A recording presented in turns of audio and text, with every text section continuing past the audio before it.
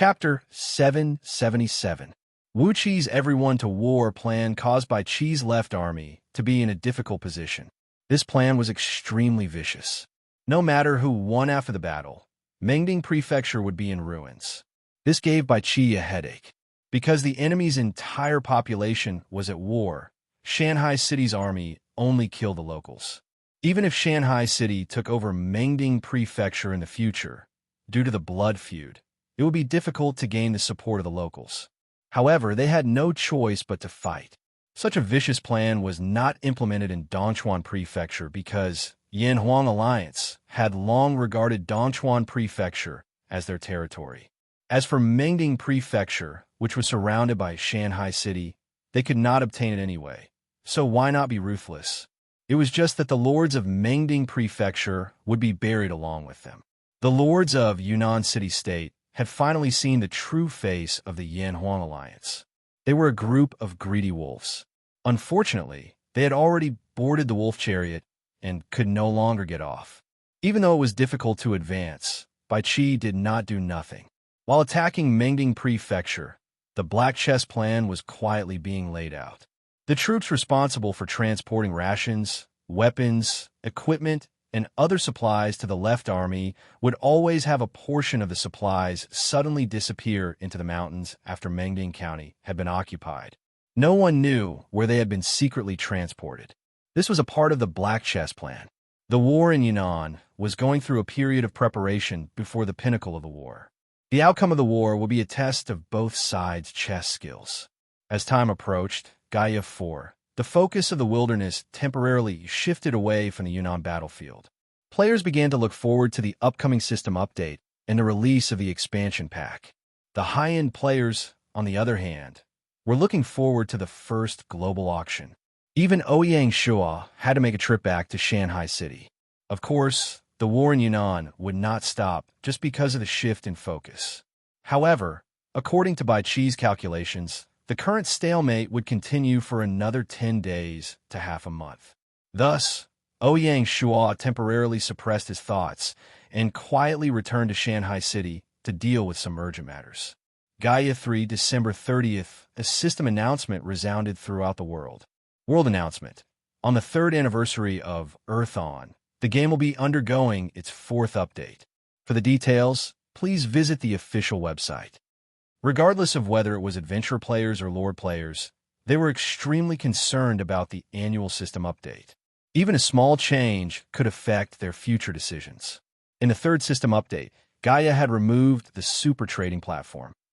The National Channel, Guild Channel, Alliance Channel, and even the players' levels had been removed. The goal was to enhance the authenticity of the game.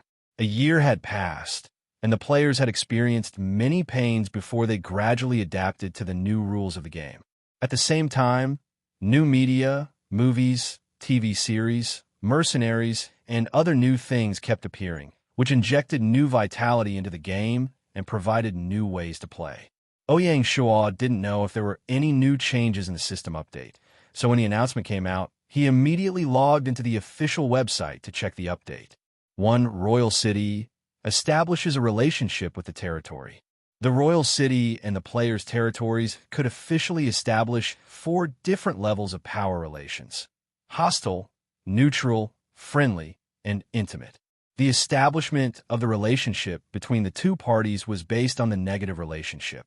For example, if Dali Kingdom established a neutral relationship with Shanghai City, and Shanghai City established a hostile relationship with Dali Kingdom, then the relationship between the two sides would be officially hostile. Such a setting was to prevent one party from having wishful thinking. The difference in power relations would affect the interaction between the royal city and the players' territories. As for the exact impact, it was up to the overlord players to figure it out. What was clear was that once the two parties were in a hostile relationship, it would be difficult for the overlord to recruit people to the royal city. Even normal trade would be affected. Previously, Chengdu City's declaration of Shanghai City's hostility was just Liu Bei's way of expressing his stance. After the system update, this hostile relationship could be officially established. Therefore, Ouyang Shua did not hesitate to set Chengdu City as hostile in the overlord's control panel. As for the remaining 8 royal cities, they were all set to have a friendly relationship. Now, it depended on how the royal cities would respond to Shanghai City. Ouyang Shuo could tell at a glance that the greater significance of this update was that the royal cities had more room to maneuver, allowing them to exert greater influence over the wilderness. To put it bluntly, Gaia was gradually loosening its grip on the royal cities. Every royal city was not just a royal city. They had millions of soldiers, countless officials and generals, as well as massive amounts of various talents, and tens of millions of people. And these people were all trapped within the royal cities. The largest area was only the county where the royal city was located. Every royal city was like a compressed nuclear bomb. Once it exploded, it could immediately establish an empire in a short period of time, intimidating the wilderness. Due to the unique environment of the China region, the royal cities would definitely be the nemesis of the players' territories in the future. 2. Open the arena. Earth had a setting that was most criticized by adventurer players. On one hand, Gaia had set up a harsh death penalty, and on the other hand, there was no friendly sparring mode. In the game, PKs between players were real. Even if it was a friendly sparring, if one accidentally killed the other party, they could only blame it on their bad luck and obediently reincarnate. At the end of Gaia's 3rd year, with the royal city's periphery being explored, the playability of adventurer players was slowly decreasing. Players' resentment was slowly accumulating.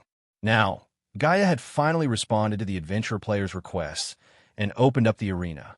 Players would not suffer any losses after dying in the arena.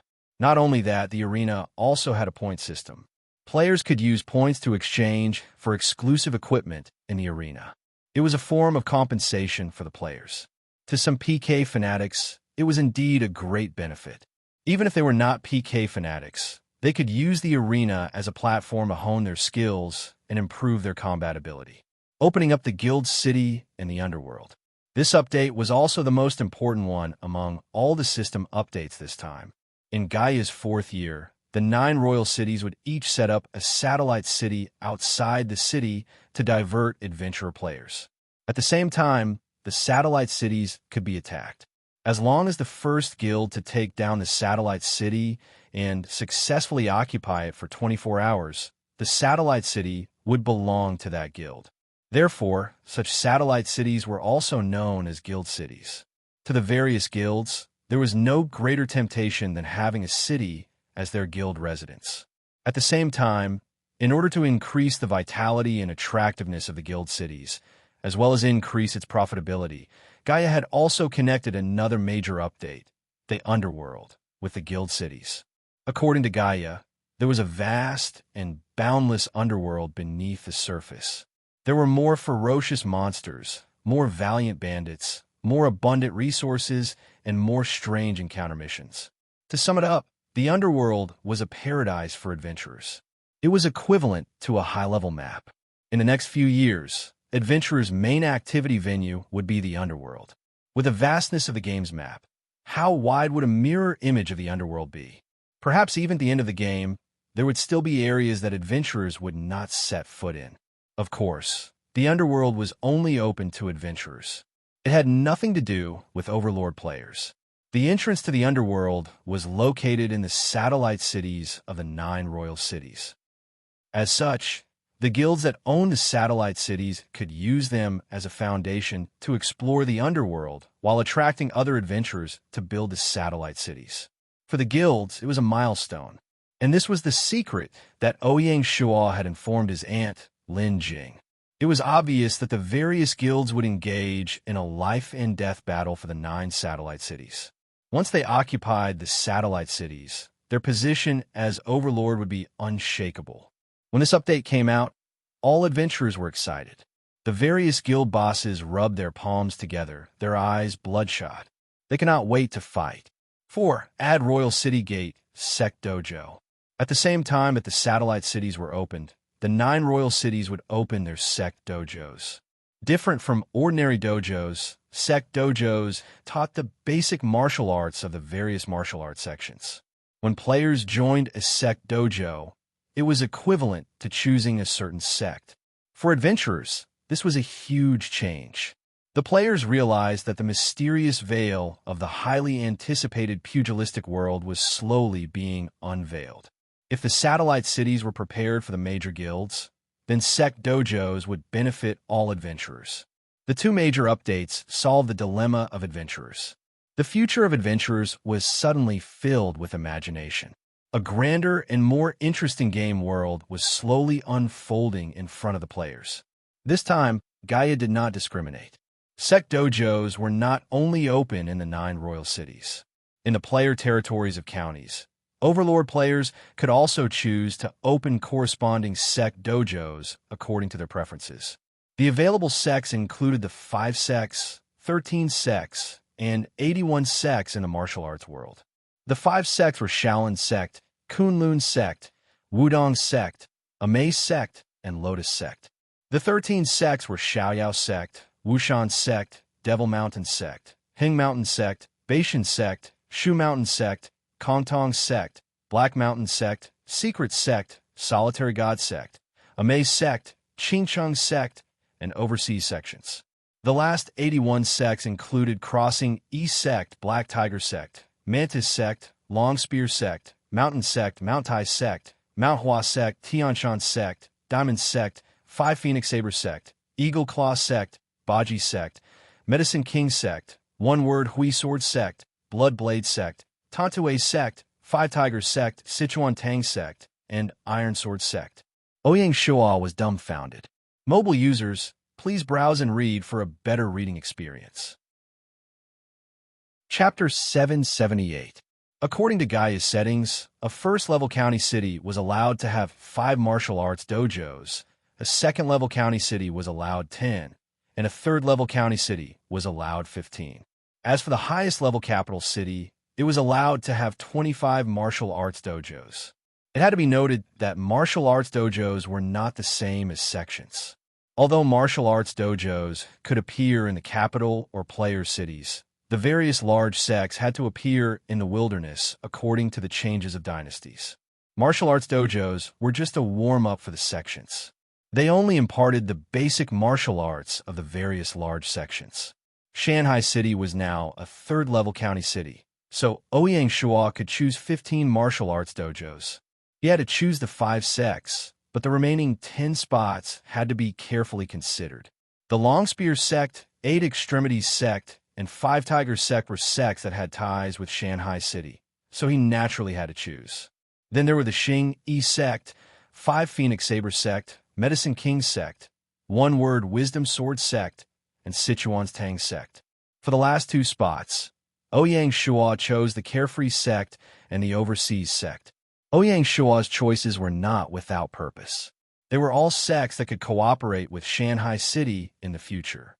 As for those that had nothing to do with Shanghai City's territory, even if they were chosen, they would be fed to ingrates. The other territories would probably make the same choice. Apart from the 4 major updates, there were also 5 relatively minor updates. 5. Increased marching speed. As the various players' territories had expanded to a certain scale, marching would take too long, so they began counting in months. Gaia had decided to increase the basic marching speed of all troops by 5 times.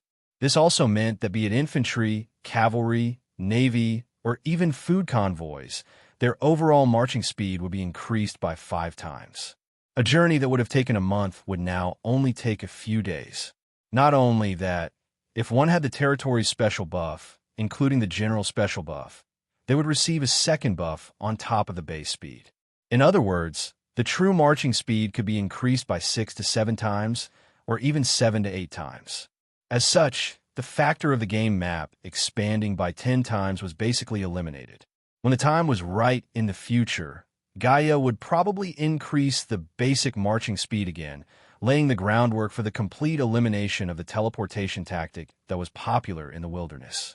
For the time being, Ouyang Shua was unable to accurately assess how this update would affect the ongoing war in Yunnan. At the very least, Bai Qi's left army would be able to greatly increase the speed of conquering Mengding County. This wasn't good news for Yunnan city-state, which relied heavily on teleportation. 6. Cancel the territory area attribute. Previously, the size of the territory's attribute pane did not match the territory's actual size. This situation wasn't just limited to Shanghai City. Most of the other territories were experiencing the same thing. Therefore, Gaia decided to remove the useless attribute. 7. Slow down the construction of buildings. The construction speed of buildings in the game had a special bonus, which was far faster than the construction speed in reality. A house that would take half a year to build in real life could be completed in a few days in the game. This update slightly slowed down the speed of construction. The construction time of each building had increased by at least 3 times, and some even increased by 5 or 6 times. It wasn't just the construction that was slowed down. The ships, cannons, and so on were also forced to slow down. In the past, the Shanghai City shipyard only needed half a month to build ship. Now, it would probably take more than a month and a half, or even 2 months. This would definitely have a huge impact on Shanghai City's shipbuilding industry, greatly reducing its output. This was to make it more realistic and, at the same time, increase the territory's construction costs. This was especially so for the territory's infrastructure, which was a huge challenge. What the lords could do was to continuously increase the technology tree and increase the construction efficiency. Gaia's actions could be said to have given a lot of thought. 8. Changes to the alliance settings. Territories that have already formed cities or joined an alliance are not allowed to form alliances with territories outside of the alliance. For example, the cooperation between the Yin-Huang Alliance and Yunnan City was not allowed in the future. Similarly, Shanghai City could not form alliances with members outside of the Shanghai Alliance. Unless that member was included in the Shanghai Alliance, it wouldn't be considered a violation. For example, the Mediterranean Alliance that Shanghai City had formed in the Mediterranean Sea, as well as the Shanghai Alliance Phoenix Alliance that Feng Qiuhuang had formed, were considered violations. Gaia would not deal with those that had already formed alliances based on its principles. 9. Unlock more manufacturing techniques. In the wilderness, every manufacturing technique manual was extremely precious and was viewed as a treasure by the lords. Because of the scarcity of technique manuals, there was a huge gap in technology between the territories. Taking Shanghai City as an example, the weapons and equipment of Shanghai City far exceeded that of other territories. They even monopolized many patented technologies, such as shipbuilding, cannons, and so on, forming a technological monopoly and reaping huge profits. Obviously, in Gaia's eyes, this technological advantage would be slightly controlled in Gaia's 4th year. Therefore, in the following period of time, Gaia would release a large number of technique manuals into the wilderness. As long as the lords were willing, they would be able to obtain some common technique manuals. Their intention was to break through the technological barrier and promote the overall technological level of the wilderness. For Shanghai City, the era of profits from the technique manuals was gradually fading away. Gaia's actions were not unreasonable. After all, compared to the low cost for Shanghai City to obtain the technique manuals, the profits they earned were already very considerable. They could not be greedy and think of monopolizing the market forever. Gaia's true intention was to urge the various territories not to stick to the old rules, but to innovate on the basis of the ancient technique manuals and create new technological advantages. The entire process was to push the territory's technological strength. After coming to Hope Planet, the lords had to deal with all kinds of unknown challenges. There was no future in sticking to the old rules. Combining it with the planet's environment and carrying out secondary research was the right way. Ouyang Shuo had previously established the Equipment Research and Development Center and the Industry Department for this reason. Using weapons and equipment as an example, by the time the Tang saber forging technology was popularized in the wilderness, Shanghai City had already developed an upgraded version of the Tang saber. As such, they could still maintain their technological advantage. And this advantage was something that Gaia could not take back, nor could it settle for the other territories. In modern terms, this was an exclusive core technology, one of a kind. This was the advantage of being reborn. Without such foresight, how could Shanghai City be one step ahead in everything? Of course, to the other lords, This update was undoubtedly a huge boon. If it was done properly, they could greatly shorten the gap between them and a powerhouse like Shanghai City in a short period of time. Shanghai City could also use this opportunity to supplement the territory's technological shortcomings, such as glass manufacturing technology, rubber manufacturing technology, and other technologies that they currently did not have. It was also an inspiration for the territory's industrialization. After checking the system update, Ouyang Shuo was filled with emotions. The ones who benefited the most from this update were the adventurer players. To the Lord players, it was difficult to accurately assess whether it was good or bad. It varied from person to person. Unlike other games, Gaia's updates were basically not patches. Instead, they followed the progress of the game and introduced more game content, so as to enrich the entire game world. At the same time, there was another principle, which was to nurture and train stronger lords. Without understanding this principle, there was no way to understand the various updates that Gaia released. As the Federation's mainframe, Gaia had always been perfecting Earth on Le. The perfect database was the activities of hundreds of millions of players in the game. Therefore, other than the annual routine updates, some details have been updated without anyone realizing it. For example, the adjustments to the forum, the fine-tuning of the weather system, the adjustments to the ecosystem, etc. Just as Ouyang Shuo closed the forums, he suddenly heard a series of system notifications. System notification: Imperial City, Chengdu/Dali has set their relationship with Shanghai City as hostile. Both parties are automatically rated as hostile. All players, please be informed. From the looks of it, the Dali Imperial Court did not approve of Shanghai City's attack on Yunnan City. Ouyang Shuo felt a headache when he thought of how Shanghai City would need to obtain the approval of the Dali Imperial Court when it was promoted to a capital city in the future. System notification: Imperial City Capital, Jianya, Xiangyangchang, and has set their relationship with Shanghai City as neutral. Both parties are automatically rated as neutral. All players, please be informed. The four imperial cities did not have an emperor station there, so setting them as neutral was not out of Ouyang Shuo's expectations. System notification: Imperial City Chuanzhou, Xianyang, Luoyang has set their relationship with Shanghai City as friendly. Both parties are automatically rated as friendly. All players, please be informed. Chuanzhou and Shanghai City had close trade relations, and with Mazu as a link, it was normal for them to be set as friendly. However, Ouyang Shuo did not expect that the two great emperors, Emperor Qin and Emperor Wu of Han, would have a favorable impression of Shanghai City. He was overwhelmed by the unexpected favor and thought that it must have something to do with Bai Qi, Xiaohe, Hua Zubing, and the others.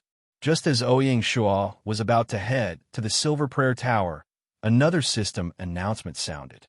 System announcement: On the 3rd anniversary of Earth on Lu, the game will release the 3rd expansion pack, Martial World's Wrath. All players, please log on to the official website for the details. The moment the announcement was released, the pugilistic world that countless adventurer players, especially vigilante players, were looking forward to was finally here.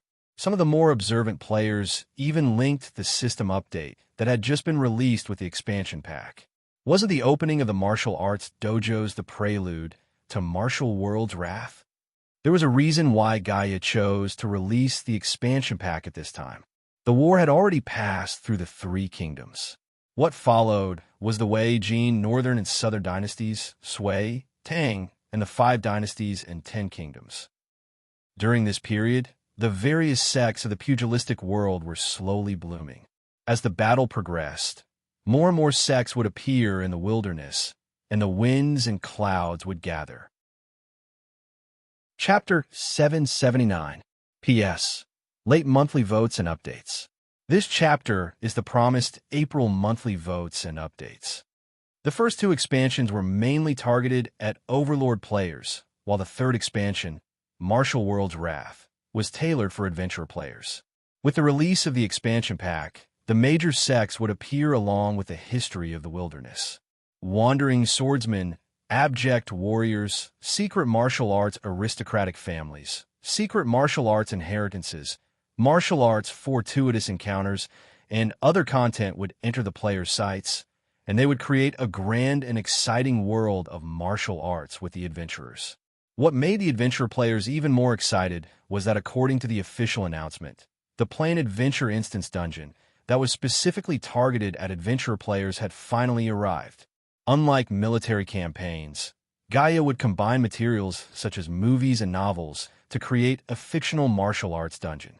From ancient wuxia novels like The Three Heroes and Five Gallants to the modern legend of the chivalrous heroes, to the golden age of wuxia novels in its golden age, to the newer wuxia novels like Kunlun, Heroes, etc.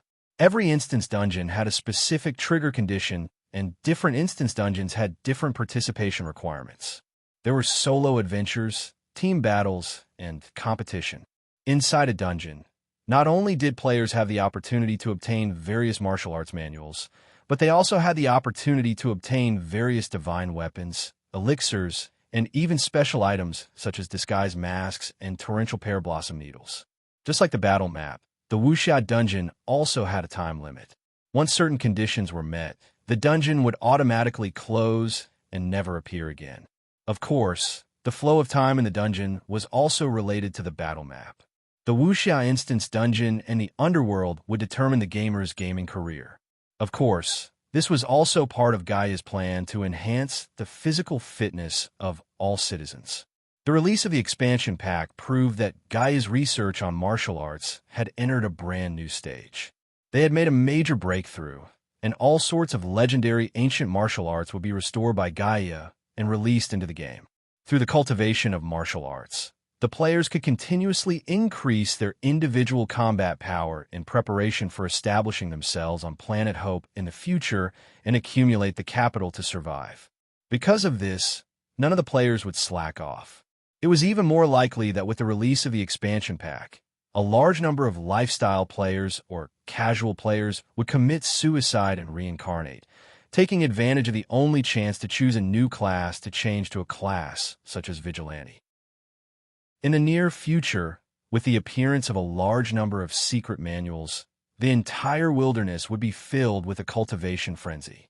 However, the appearance of World of Martial Arts did not affect the Lord-level players. As the saying goes, heroes break the law with their martial arts. Throughout the ages, the relationship between the martial arts sects and the imperial court had always been unclear. Sects were all located in the wilderness, so it was inevitable that they would have to interact with the various large territories.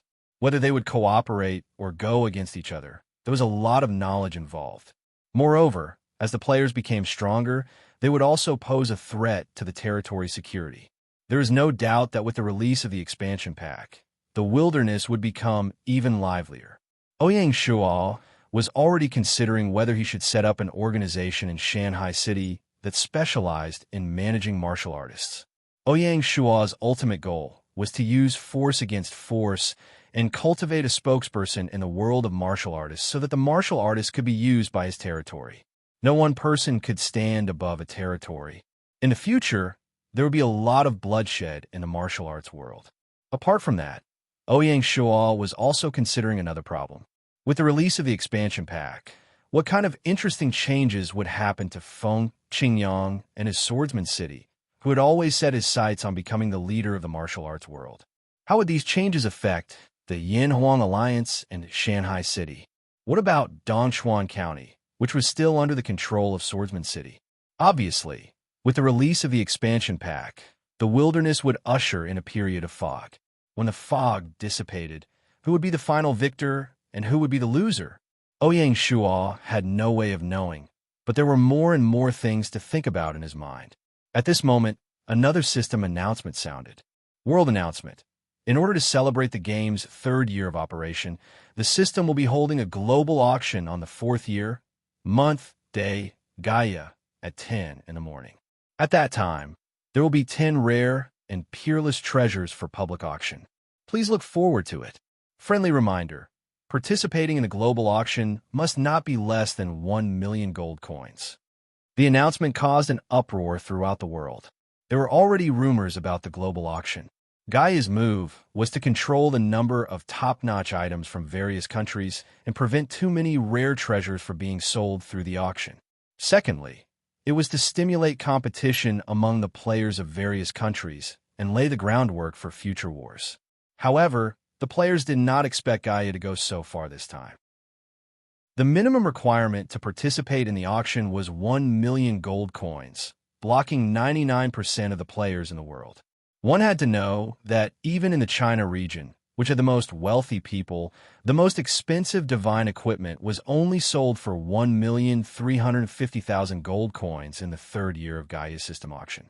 That was when Gaia had just introduced the limited time exchange, and the major guilds were still in a rush. Under normal circumstances, it would not exceed 1 million gold coins. Who would have thought that in just a few years, 1 million gold coins had become the minimum requirement? In other words, without 1 million gold coins, it was impossible to get an entry ticket to the auction. In the Shanghai Alliance, only Ouyang Shuo had the qualifications.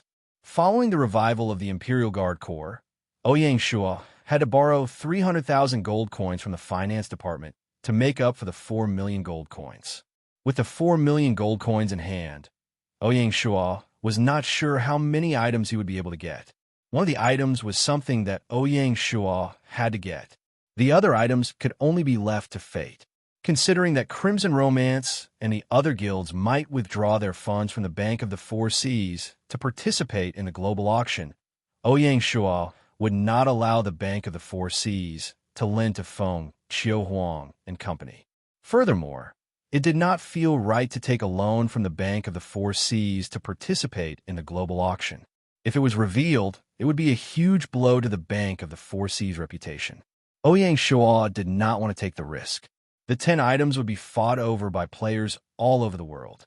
Feng Qiuhuang and company did not want to join in the fun. There were 2 or 3 people in the Yinhuang Alliance who had the financial capability. At the very least, Lord Chunxin and Di Chun would not be absent.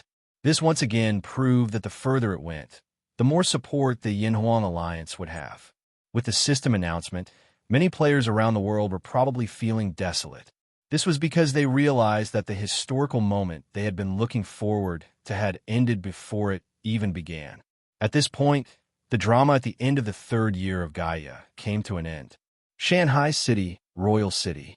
Once again closing the official forums, Ouyang Shuo said to Binger, "Let's go." With the arrival of the end of the year, Shanghai City's 2 hidden buildings, the Silver Wish Tower and the Recruitment Hall, could once again be used. As for the general appointment platform, it was summoned every 2 years, so they would have to wait until next year. Last year, Ouyang Shuo had used Binger to summon the godly General Zheng He. Now that he had tasted the sweetness of success, he wanted to use the 2 hidden buildings through Binger again to maximize his profits. Ouyang Shuo was really looking forward to what kind of amazing talent Binger would summon. Before going to the recruitment hall, Ouyang Shuo brought Binger to the Silver Wish Tower. The Silver Wish Tower was only opened once every 6 months. The previous opportunity was wasted because Ouyang Shuo was still out at sea. This time, there was another important reason for this trip. A few days ago, Yongren City spies had sent news that Shihu, Lei Jingtian, Shan Zhu, and Shirbao, the 4 young generals, had unfortunately died in the battle. When the news came, Ouyang Shuo was dumbfounded. He could not believe that the 4 outstanding generals he had groomed had died on the battlefield just like that. At that time, Ouyang Shuo had truly experienced the meaning of grief and despair. After thinking about it, the only hope to resurrect the 4 of them was in the Silver Wish Tower. The highest level of the Silver Wish Tower could be used to make other types of wishes. Ouyang Shuo could only pray that the 4 of them could be resurrected through this method. Precisely because of this, Ouyang Shuo had to bring Binger along.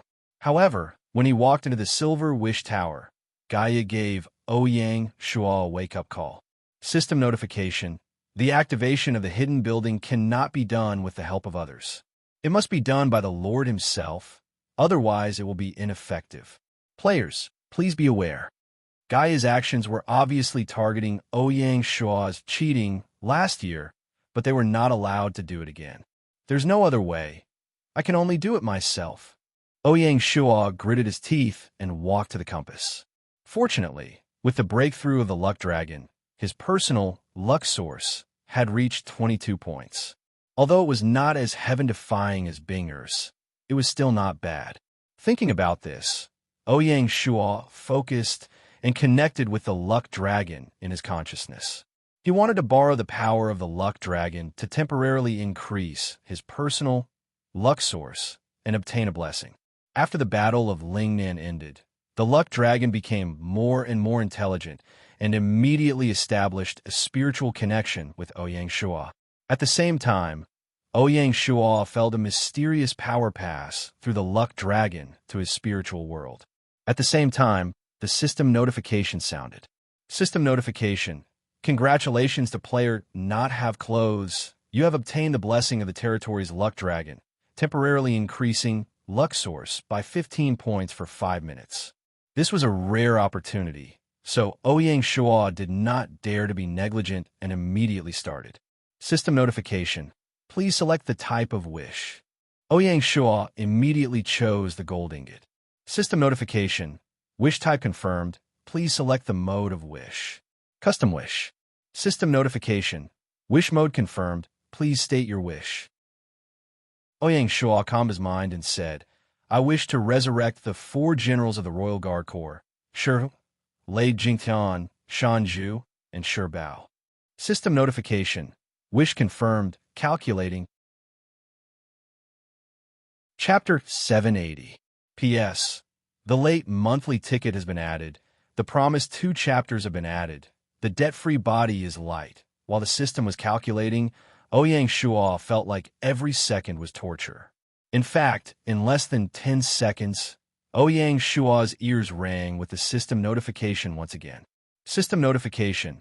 Congratulations to player, not saying you have no clothes.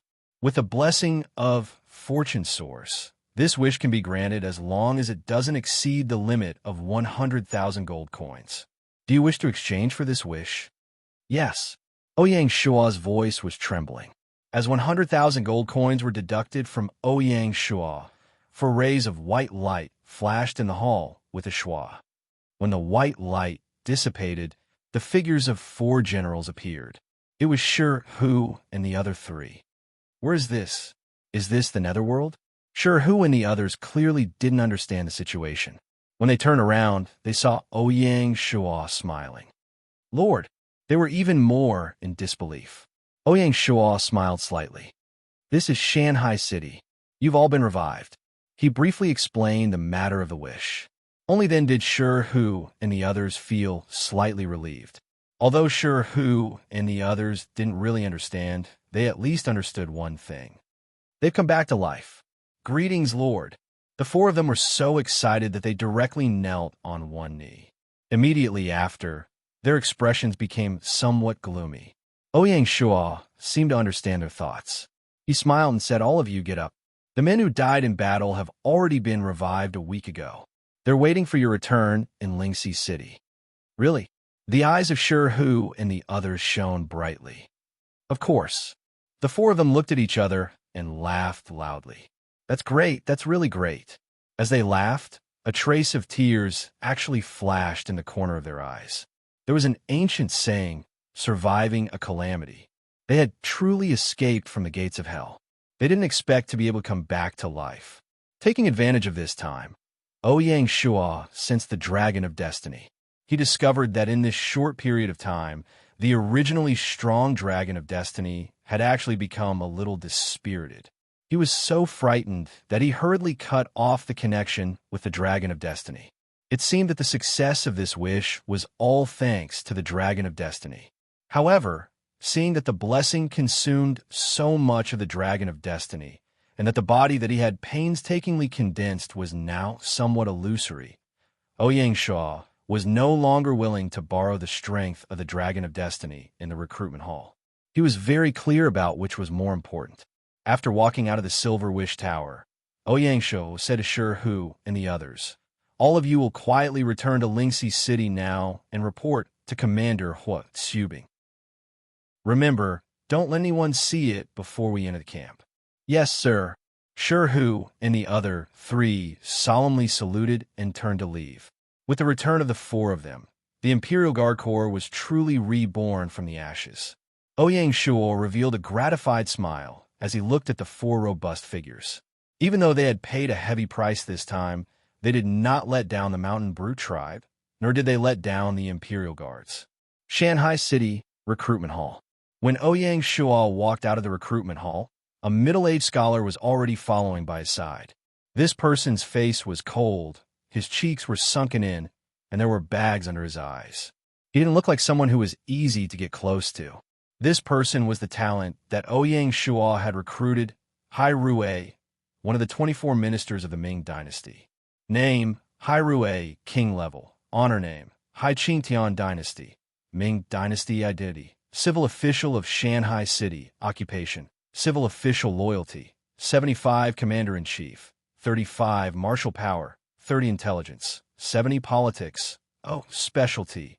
Qingtian increases the incorruptibility of one's territory by 40%. Increases taxes by 5. Increases popular sentiment by 10. Evaluation. Hai Rui's life was devoted to learning, and his main focus was on toughness. As a result, he was given the title of Gang Phone. As a result, he was promoted from a county to an inspector.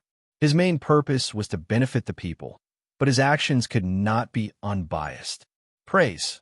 Hai Rui's character is tough and straightforward, comparable to Ji of the Han Dynasty and Bao Zheng of the Song Dynasty. Hard work and self-discipline are truly difficult for others to achieve. Hai Rui's name was like thunder to the ears. He was a famous upright official of the Ming Dynasty. Although Hai Rui had experienced the Zhengde, Jiajing, Longqing, and Wanli dynasties, he hadn't been put in an important position for a long time. In the 20th year of Jiajing, Hai Rui participated in the provincial examinations and passed the provincial examinations. He was first appointed to teach at Nanping and Fujian, then promoted to the magistrate of Chun, and in Zhujiang and Xinghua and Jiangxi. He implemented the Qingzhang system and leveled taxes. He served as the provincial magistrate, the head of the Ministry of Revenue, the head of the Ministry of War, the Minister of Treasures, the left and right ministers of the 2 capitals, and the right deputy imperial censor.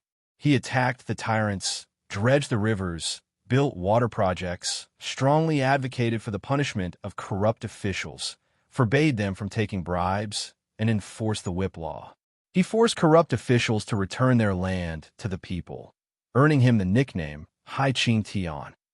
Because Hai Rui was too tough, his colleagues pointed out that he didn't understand the rules of the bureaucracy, and he was ostracized.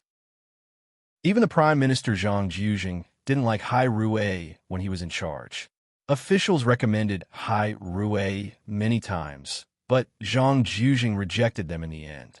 Hai Rui's specialty, Qingtian, mainly strengthened the incorruptibility of the territory and the people. Also, because Hai Rui was good at enforcing the tax laws, it also strengthened the territory's tax revenue. Speaking of Hai Rui, there was a connection to Shanghai City. Hai Rui was born in Xiongzhou County. He wrote the strategy of governing Li for the provincial examinations and the strategy of pacifying Li for the provincial examinations. The Li, here referred to the Li tribe of Xiongzhou County. Hence, Ouyang Shuo's first consideration was to arrange for Hai Rui to take up a post in Xiongzhou County.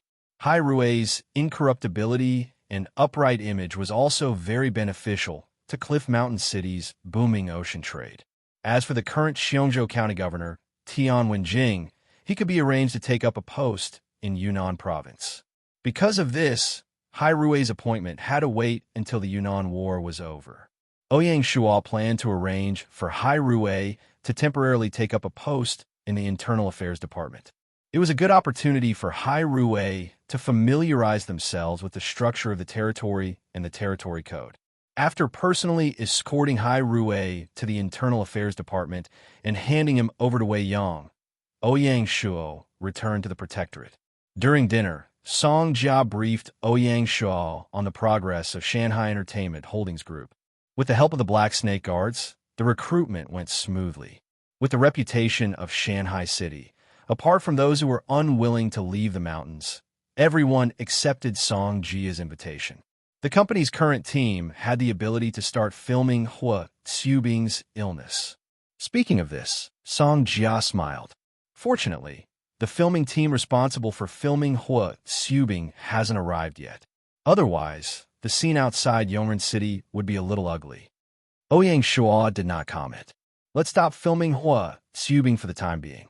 The Yunnan War is at a critical juncture. Let's not add to Hua Xiubing's troubles. Song Jiao was stunned.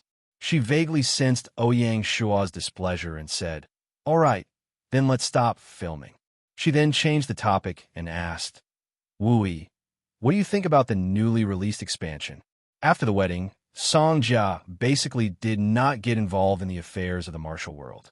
Recently, because she had to worry about Shanghai Entertainment Holdings Group, she did not even have time to care about the Eastern Fen Sword faction that her opponent had created. Currently, the Eastern Fen Sword faction was managed by Lin Yu and had more than 2,000 disciples. Even so, Song Jia's wuxia complex did not dissipate. Following the system update and the release of the expansion, Martial World, Song Jia's cooled-down heart was reignited. Song Jia was even more excited about the wuxia dungeon. Ouyang Shua smiled and said, "I was just about to talk to you about this. In the next 2 days, there will be people coming to Shanghai City to set up martial arts schools. There are a total of 15 schools. What I mean is, it's best if you inform Lin Yu and let him get in touch with these martial arts schools." "What schools are there?" Song Jia was somewhat curious. Ouyang Shua told her about the 15 schools that he had chosen. Song Jia was somewhat confused when she heard it. The names of these schools were somewhat different from the martial arts schools in novels or television dramas. The 5 sects, 13 schools, and 10 clans, introduced by Gaia, refer to the ancient martial arts of Jianghu. Many of the schools were not as amazing as depicted in novels, so they were naturally not very famous. Often, a school's basic martial arts in novels, such as Tan Tue, could form its own school. Therefore, even Ouyang Shua, who had been reborn, did not know much about these schools. From the looks of it, I'll have to do my homework when I come down. Song Jia was an extremely intelligent woman. She immediately understood the meaning behind Ouyang Shua's words. By letting Lin Yu get in touch with the martial arts schools, he naturally wanted to send the Eastern Fen Sword sect into the Jianghu. With Ouyang Shua's style, since he wanted to enter the Jianghu, he would not want to sit at the bottom. He would definitely stir up a storm in the Jianghu and strive to make the Eastern Fen Sword sect an existence comparable to the 5 sects. In reality, this was not possible. However, this was a game. With Shanghai City as the backing, and the Eastern Fen Sword sect having prepared for so long, it was not impossible with a solid foundation. Thinking of this, Song Jia was somewhat eager to try. However, considering her current identity, Song Jia could only give up and let Lin Yu do it while she hid behind the scenes. Even if she hid behind the scenes, Song Jia still needed to understand the 5 sects, 13 schools, and 10 clans. Seeing that Song Jia understood his meaning, Ouyang Shua said with a smile, "In wuxia novels, there is a teleporting Sunflower Queen. Madam might be comparable to Sunflower Queen." "That's for sure." Song Jia laughed. Ouyang Shua said, "Madam, I have to remind you that the Azure Sun Sword sect founded by that martial arts fanatic, Feng Qingyang, is the first school in the wilderness. It also has the backing of an ancient martial arts family, like the Feng family. If the Eastern Fen Sword sect wants to enter the Jianghu, the Azure Sun Sword sect will be a formidable opponent. Don't worry, even if you didn't say it, I would have reminded Lin Yu to be on guard against the Azure Sun Sword sect. Since both of our schools have the word sword in them and are known as sword schools, let's have a good showdown in sword techniques." Song Jia said. "So confident?" Ouyang Shua was a bit surprised. "You and Lin Yu are not famous for sword techniques. Do you have some secret weapon?" "Not yet." Song Jia smiled mysteriously, but she was not willing to reveal it. Ouyang Shua nodded and did not ask further. It was fine as long as Song Jia knew what was going on. Chapter 781. Gaia 4th Year, January 1st, 10 in the morning, the system announcement sounded punctually. World announcement. The first global auction has officially begun. All players worldwide who meet the requirements will automatically receive an invitation to the auction. Once they agree, they will be teleported to the Sky Auction House. Almost at the same time, the sound of the system notification entered Ouyang Shua's ears. System notice. Congratulations, player. Don't say you don't have clothes. It has been detected that your personal assets have reached 4 million gold coins, fulfilling the requirements to participate in the global auction. Do you wish to participate? Yes. System notification. Requesting confirmation. Teleportation begins. Shua. A dazzling white light flashed, and Ouyang Shua was teleported to an unknown map. It was the legendary Sky City. Legend had it that Gaia, the main god of the game, resided in the Sky City. He hid in the clouds all year round, and his tracks were elusive. He overlooked the entire planet, patrolled every continent day and night, and managed the periodic operations of the game world. There were fairies, divine generals, and all kinds of rare beasts in the city. It was like a fairyland. There are even rumors that the leaders of the Federation and other big shots also lived in the Sky City and enjoyed their game life. It would not be an exaggeration to say that Sky Castles were the most mysterious existence in the game. They never expected that Gaia would choose Sky City as the venue for the global auction. It made the participating players excited, and they felt that their trip had not been in vain. The Sky Auction House was located in the western corner of Sky City. Players couldn't leave the auction house after teleporting here. It was still difficult to see the true face of the mysterious Sky City. However, Ouyang Shua knew that it was not only a global auction. In the future, the global tournament would also be held there. Sky City was, in fact, a venue that Gaia used to hold a global event. It was not as mysterious as the rumors made it out to be. Due to the simultaneous teleportation, by the time Ouyang Shua appeared, practically all the players qualified to participate in the auction had arrived. As far as the eye could see, there were less than 100 players in the auction house. As far as the eye could see, almost all the world's famous players were present. Some of them were people that Ouyang Shua had met before, such as William from the English region and Henry from the French region. There were also people that he had interacted with before, such as Jack from the American region. There were even more players that Ouyang Shua didn't know even though he had been reborn. In his previous life, how could he have had the opportunity to participate in such a high-end event? Even on the global stage, Ouyang Shua was the center of attention. The players sitting next to him greeted him in a friendly manner and introduced themselves. The players of the China server were arranged to sit in the same row. Aside from Ouyang Shua, Di Chun, and Chun Shinjun, there were only 2 guild leaders, Bloody Romance and Xiesian. Apart from Feng Xiaohuang, Xiongba, Zhang Lang, and the others were also absent from the event.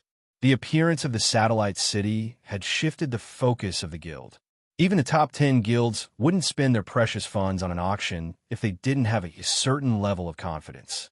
Coincidentally, Harry was sitting in a row in front of Ouyang Shua. Old friend, long time no see.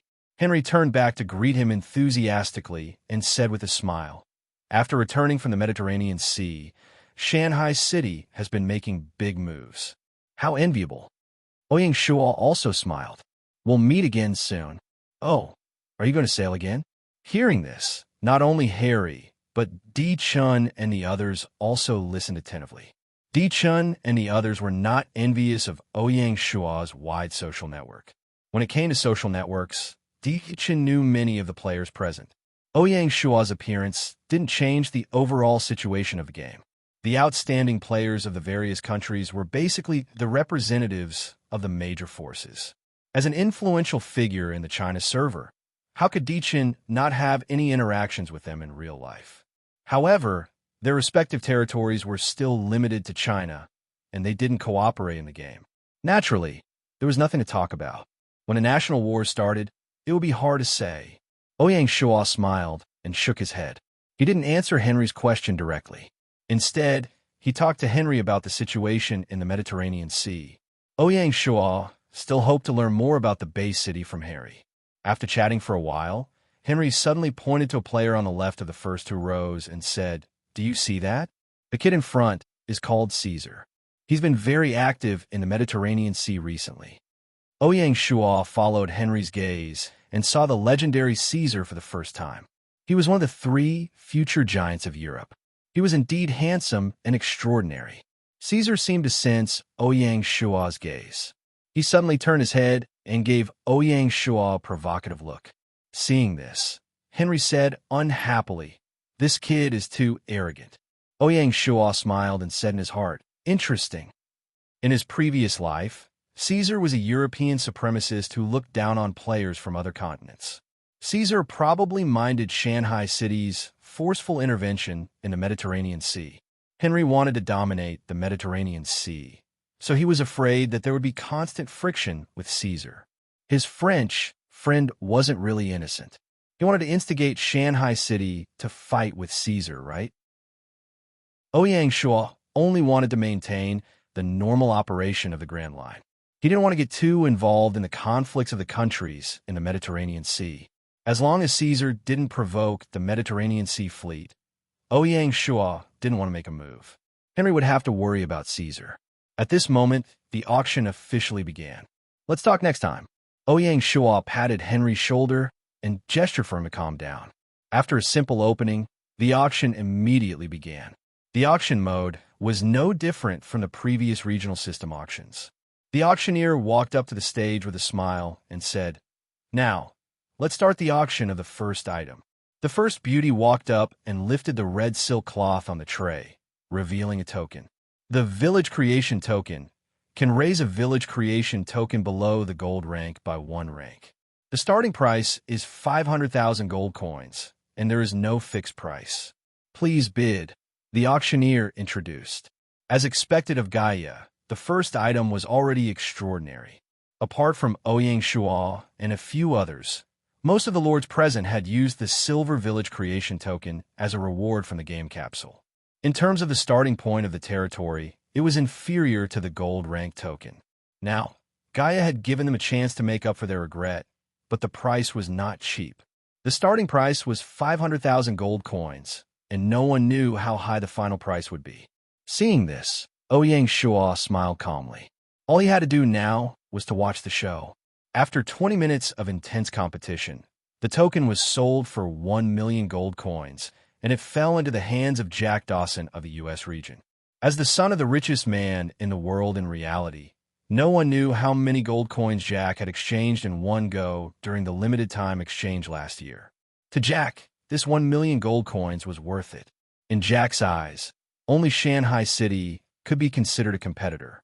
After finding out that Shanghai City used the gold rank Village Creation token, Jack had always wanted to upgrade the Liberty Cities token.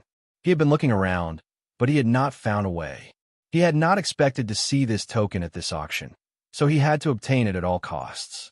Ouyang Shua noticed that Lord Chunshin had also participated in the bidding, but when the price rose to 800,000 gold coins, Lord Chunshin had given up. He must have had some other motives. Soon, the mystery of the second item was unveiled. It was a scroll. The auctioneer pointed at the scroll and introduced it in detail. This is a newly released Underworld map, incomplete.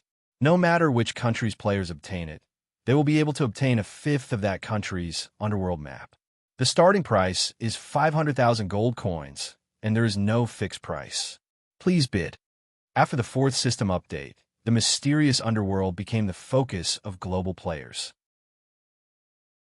Some players even boldly speculated that the various Underworld countries were connected.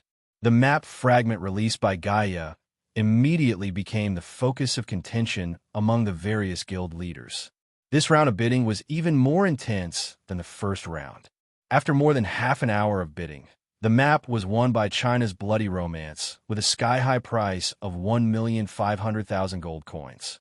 Given the vast territory of China, it was not a loss for Bloody Romance to obtain this map. Even if it was only a fifth of the map, it was equivalent to a country in other continents, or even several countries combined. Because of this, the final competition was between the three guild leaders of China, Russia, and America. Bloody Romance had spent a huge sum of money to obtain this map, so he must be very confident in taking down Xianying City's satellite city. Congratulations!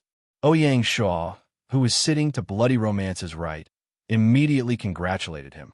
Bloody Romance smiled and said sincerely, "Thank you." Sitting in the auction hall, the 5 players from China instinctively hugged each other. Even Di Chun and Lord Chunxin both offered their congratulations. Xie Yun, who was also a competitor, did not lose her poise either. The fact that China had taken down a city was a cause for celebration. While Ouyang Shuo and the others were congratulating Bloody Romance, the mystery of the third item was unveiled. It was another token. The auctioneer said, "This is a teleportation token. Once a Lord player uses it, he can add a teleportation portal to any city in his territory. The starting price is 500,000 gold coins, and there is no fixed price. Please bid." Ouyang Shuo's eyes flashed when he heard this. This teleportation token was the item that Ouyang Shuo wanted the most. There were 6 cities in Shanghai City that had teleportation portals. They were Shanghai City, Cliff Mountain City, Ocean Keeper City, Lingxi City, Lion City, and the Bay City. It seemed like a lot, but compared to Shanghai City's territory, it was somewhat insufficient. With this teleportation token, Ouyang Shuo could more easily strategize his territory, especially Shanghai City's overseas strategy, which required the teleportation token. When Shanghai City was promoted to a level 3 county city, the Bay City had added an international teleportation portal to Shanghai City, which immediately changed the situation. Chapter 782. Ouyang Shuo was not the only one who had ambitions for the teleport token. All the lords who wanted to expand their territory, especially those who wanted to expand their territory, had ambitions for the teleport token. For example, William, Caesar, and Jack. The 4th system update had greatly increased the basic marching speed of the army. The lords who were still fighting in their country were not willing to join in as they could not reach it. Hence, when the price was pushed to 900,000 gold coins, only Ouyang Shuo and the other 3 were left to compete. 1 million gold coins. Ouyang Shuo quoted a critical price. No matter how good the teleport token was, it was not worth it for the lord to spend so much money. After all, it was only the 3rd auction item. 1,100,000 gold coins. Caesar was the one who made the bid. He turned his head and gave Ouyang Shuo a provocative look. Seeing this, William and Jack simply gave up on competing and let the 2 of them fight alone. Ouyang Shuo ignored Caesar's provocation and said calmly, 1,300,000 gold coins. Caesar's expression became sluggish. He originally wanted to trick Wei Yu Wui, but looking at Wei Yu Wui's current expression, Caesar was unable to determine whether Wei Yu Wui really wanted this command token or was also setting up a trap to trick him. If he continued to bid, Wei Yu would be in big trouble. If he did not bid, he would be in big trouble. Caesar thought for a while, but in the end, he did not make another bid. Caesar was not impulsive. He would not waste his precious funds because of fight. Hence, Ouyang Shuo won the teleport token with a price of 1,300,000 gold coins. From the beginning to the end, his expression did not change at all. Caesar, who was far away, frowned when he saw this. Did I cheat him? Caesar was conflicted. The next 3 auction items were treasures suitable for adventuring players. There were rare artifacts, hidden occupation transfer scrolls, and powerful cultivation techniques. Ouyang Shuo turned a blind eye to all of this and sat quietly to watch the show.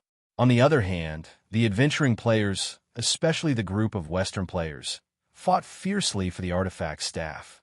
In the end, a sky-high price of 1,800,000 gold coins was set. After the 3 auction items were auctioned, an hour had passed. The pace of the entire auction was very fast. There was no pause in the middle, one item after another. The 7th item was a custom-made item for the China server, the Kunlun Dungeon Key. With this key, players could directly access the Kunlun Dungeon. Kunlun was set at the end of the Song Dynasty and the beginning of the Yuan Dynasty. It told the story of the protagonist Liang Zhao's legendary experience of growing from a vagabond to a great hero. It was hailed as a classic of the new school of martial arts in the 21st century. With millions of words, the novel unfolded a magnificent picture of Jianghu to the readers. The plot was full of ups and downs, the characters were distinct, and the whole story was full of references.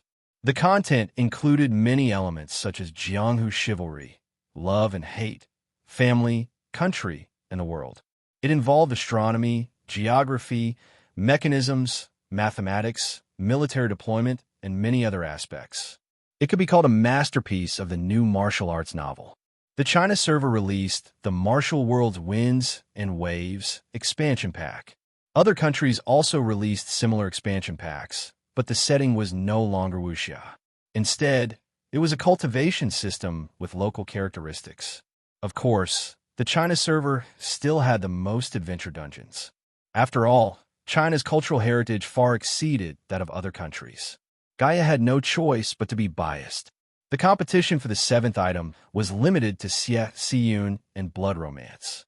800,000 gold coins. After saying so, he turned to look at Xie Xiyun. Smiling, he said, "This is the last time I'll make this offer." The two of them could be considered half-allies, or at least partners. Blood Romance didn't want to push things too far. Moreover, Blood Romance had already bought the map, so she had limited funds. Xie Xiyun hesitated for a moment, then finally bid 850,000 gold coins, successfully winning the key. This was a global event, so it wasn't suitable for the two of them to fight too fiercely. Moreover, this was only a key. It was still unknown what kind of fortuitous encounter it would bring. Xie Xiyun's previous hesitation was because she received Ouyang Shua's message. Considering Song Jia's wishes, Ouyang Shua proposed to Xie Xiyun that he was willing to use 200,000 gold coins in exchange for Song Jia's right to enter Kunlun. Kunlun was a level 5 dungeon, so Ouyang Shua's 200,000 gold coins was already very generous. This was a win-win situation, so Xie Xiyun naturally wouldn't refuse. Even if Ouyang Shua didn't pay this sum, considering their relationship, Xie Xiyun would also agree to Song Jia's participation. It was just that she wouldn't be able to explain it to the guild members. In this regard, Ouyang Shua was very considerate. After the dust settled, the auctioneer began to introduce the 8th item, Magic Seal Scroll. Upon activation, it can stop all teleportation arrays within 1,000 li from functioning for a day. The starting price is 500,000 gold coins. There is no fixed price. Please make your bids. Di Chun and Lord Chunshin's expressions suddenly tightened. They pretended to casually glance at Ouyang Shua. Ouyang Shua smiled inwardly. He knew what Di Chun and the others were worried about. If it was before the Battle of Yunnan, Ouyang Shua would definitely have bought this scroll. However, now it was no longer useful. If he really bought it, it would have the opposite effect, an effect by Qi's Black Chess plan. Seeing the expressions of Di Chun and the others, Ouyang Shua was even more certain that the Yan-Huang alliance was planning some sort of teleportation array. Therefore, he was afraid that Shanghai City would use the magic seal scroll to ruin their plans. However, even if he didn't buy it, he still had to perform when it was time to perform. Ouyang Shua slightly smiled and took the lead to bid. 600,000 gold coins. Ouyang Shua wasn't the only one who was interested in the magic seal scroll. Even in the game, 1,000 li radius was almost the size of a small country. If used properly, it could decide the outcome of battle. 700,000 gold coins. 800,000 gold coins. 1,000,000 gold coins. The price of the item soared, and Ouyang Shua made another bid. 1,200,000 gold coins. The one who made the bid was the leader of the Russian region, Pushkin. It was his first time making a bid. Once he made a bid, it was already extraordinary. Anyone who knew Pushkin knew that the Pushkin family was a huge crocodile in reality. They dominated both the political and business worlds, and were indeed a ruthless character. Seeing this, Ouyang Shua pretended to be regretful and gave up bidding. Seeing this, Di Chun and Lord Chunshin secretly heaved a sigh of relief. Just like the China region, Russia was also vast. Pushkin probably had many competitors in the country, so it was no wonder that he was so interested in the magic seal scroll. The other leaders of the European region, including William, Henry, and Kaiser, did not make a bid at all. This was because they had already established themselves as the overlords of their respective countries, and no one could shake them. In the end, the magic seal scroll fell into Pushkin's hands. The auction was nearing its end, and there were only 2 items left. Ouyang Shuo was also a little disappointed. He had 4 million gold coins, but had only spent 5 million, and did not see anything that caught his eye. Hopefully, the last 2 items would give him a pleasant surprise. The 9th item was a red and white ball, and it was only the size of a fist. Territory Lucky Beast. After using it, one can summon a young Territory Lucky Beast. The starting price is 500,000 gold coins, and there is no fixed price. Everyone, please bid. What's a lucky beast? The leaders were confused. They knew about guardian beasts, but they knew nothing about lucky beasts. Could it be a mascot? The leaders looked at each other. Who would be stupid enough to spend hundreds of thousands of gold coins on a mascot? But according to Gaia's nature, it would definitely not put up any useless items in this kind of auction. The only possibility was that this lucky beast had some special ability. When Ouyang Shuo heard this, he felt an indescribable excitement in his heart. He did not know nothing about the lucky beast. The most well-known ability of the lucky beast was that it could bring luck to its territory. Just this ability alone was extraordinary. Even so, Ouyang Shuo did not make a sound, and allowed the other leaders to test the waters with their bids. 550,000 gold coins, 600,000 gold coins, 700,000 gold coins, 750,000 gold coins. This was the item with the slowest rise in price. 800,000 gold coins. Ouyang Shuo made his first bid. Instantly, it attracted the attention of the other leaders. Do you know what special ability the lucky beast has? Henry turned to ask Ouyang Shuo. Ouyang Shuo obviously would not tell the truth. He said with a smile, "This is the first time I've heard of a lucky beast. Gaia's products are definitely exquisite. I'd rather buy the wrong item than let it go." Rich God. Henry gave a thumbs up and decisively withdrew from this round of bidding. After a few more rounds, the price finally rose to 1,000,000 gold coins. During this period, even Lord Chunshin and Di Chen joined in. Although Di Chen did not have a good impression of Ouyang Shuo, he was impressed by Ouyang Shuo's foresight. 3 million gold coins. Ouyang Shuo made another bid, scaring off many competitors. Although everyone present was considered a tycoon, people like Ouyang Shuo might not be able to spend more than 1,000,000 gold coins just for something that might be good. Perhaps this was the difference between a tycoon and a rich god. 4 million gold coins. Di Chen gave up, but Lord Chunshin gritted his teeth and followed up with another round of bidding. When Ouyang Shuo saw this, he gave Lord Chunshin an indifferent glance and said, 5 million gold coins. This is also my last round of bidding. If you want to follow, it's yours. Lord Chunshin's expression turned sluggish as he said bitterly, "I'm not stupid." "Then thank you very much." Ouyang Shuo smiled slightly. In that instant, Lord Chunshin felt some regret. He wanted to go back on his words and bid again. At the crucial moment, Di Chen stopped Lord Chunshin and whispered, "Don't fall for his trick." Di Chen also wanted to see Lord Chunshin make a fool of himself, but not at such an occasion. Lord Chunshin was alarmed. He looked gratefully at Di Chen, but he did not bid again. Finally, Ouyang Shuo successfully won the Territory Lucky Beast with a price of 5 million.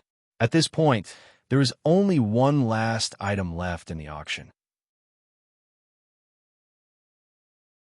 Chapter 783. Gaia's last item was always a masterpiece, and this time was no exception. The 10th item was finally unveiled. It was also a token. At first glance, it looked similar to the village creation token. The auctioneer smiled and introduced Satellite Town Token. After using it, you can immediately obtain ownership of Satellite Town in Diwang City. The starting price is 800,000 gold coins. There is no fixed price. Please bid. Hiss! As soon as the auctioneer finished speaking, everyone in the hall gasped. Gaia's generosity was indeed extraordinary. This time, all the leaders of the guilds around the world were envious. They did not hide their greed for the token. The price of the token naturally soared. In less than 10 minutes, it had reached 1.5 million gold coins. The following bids made the leaders of the guilds cautious. When the price soared to 100 days ago, it reflected a change in Somalia's attitude towards Friendship City. The whole situation was a little tricky. The contributions of the ocean-going fleet to Somalia were gradually being forgotten as time passed. Between the two sides, there was a conflict of interest due to the ocean trade, especially between Friendship City's Port of the Brave and Somalia's Port of Berbera. There was a direct conflict of interest in getting merchant ships to dock and resupply. Since most of the ocean ships were sent out from China, most of them were willing to dock at the Port of the Brave. Even the Western merchant ships were more at ease because of the existence of the Mediterranean fleet. There were already more than 500 merchant ships docked at the Port of the Brave every day, and they were working towards the goal of 1,000. Under Gu Xiuan's personal management, the second phase of the Port of the Brave was nearing completion. After the second phase was completed, it could dock up to 3,000 merchant ships. In comparison, Berbera was a little cold. The merchant ships docked at any port, bringing in huge profits. Apart from the direct profits of tariffs, the tens of thousands of merchants and sailors in the city could completely support the economy of the city. It was normal for the Somali players to feel indignant when they saw this huge cake. When the Somali royal family gave Ouyang Shua the land in Friendship City, it was only with the intention of building a holiday resort. They did not expect Ouyang Shua to be so ruthless as to give up all the land outside the city and build a huge city. Today, the construction of Friendship City was nearing completion. With the support of a huge amount of funds, the Friendship City was more magnificent than any other city in Somalia. Because of this, the nearby port of Berbera seemed to be in dire straits. Gu Xiuan reported in the memorial that Somalia was reducing its supplies to Friendship City. The prices of food, vegetables, and other resources were also constantly rising. Friendship City itself did not produce these materials, and the city's industries were mainly processing and service industries. Once Somalia cut off the supply of agricultural products to Friendship City, the residents of Friendship City would starve. When Ouyang Shua received the news, he had already asked the Chamberlain of Dependencies and the Commercial Department to send a joint diplomatic mission to Somalia to lobby and negotiate for a peaceful solution. At the same time, Ouyang Shua also informed the Black Serpent Guards Intelligence Division in Somalia to carry out some activities within Somalia and strive to destroy their internal unity to rope in allies for Friendship City. Providing Friendship City with agricultural products was a good deal for the Somali lords. There must be someone behind the collective resistance of the Somali lords. The mission of the Black Snake Guards was to find the person behind the scenes and strike him if possible. Duru Huey had once proposed to Ouyang Shua whether to make a military plan to attack Somalia. Ouyang Shua thought for a moment and still refused. It was not that he was soft-hearted, but the time was not ripe yet.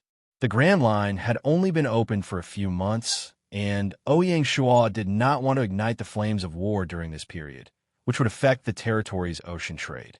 Shanghai City could not leave a bad international image of a warmonger, at least not now. If they really wanted to attack Somalia, they would have to find the right time. In a situation where they could not start a war, opening the teleportation array in Friendship City became a very effective method, allowing Friendship City to obtain the support of Shanghai City at any time. There was another reason why Ouyang Shua was anxious to open the teleportation array in Friendship City. According to the response of the Navy stationed in Friendship City, the Somali pirates that were active in the Gulf of Aden recently seemed to be reviving. Farah, who had become the leader of the pirates, gradually entered the Navy's field of vision. Farah probably hated Ouyang Shua to the bone. Ouyang Shua was very vigilant when he received the report.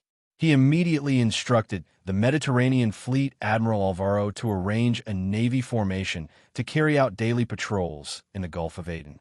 Maintaining the safety of the Gulf of Aden was in line with the interests of Shanghai City.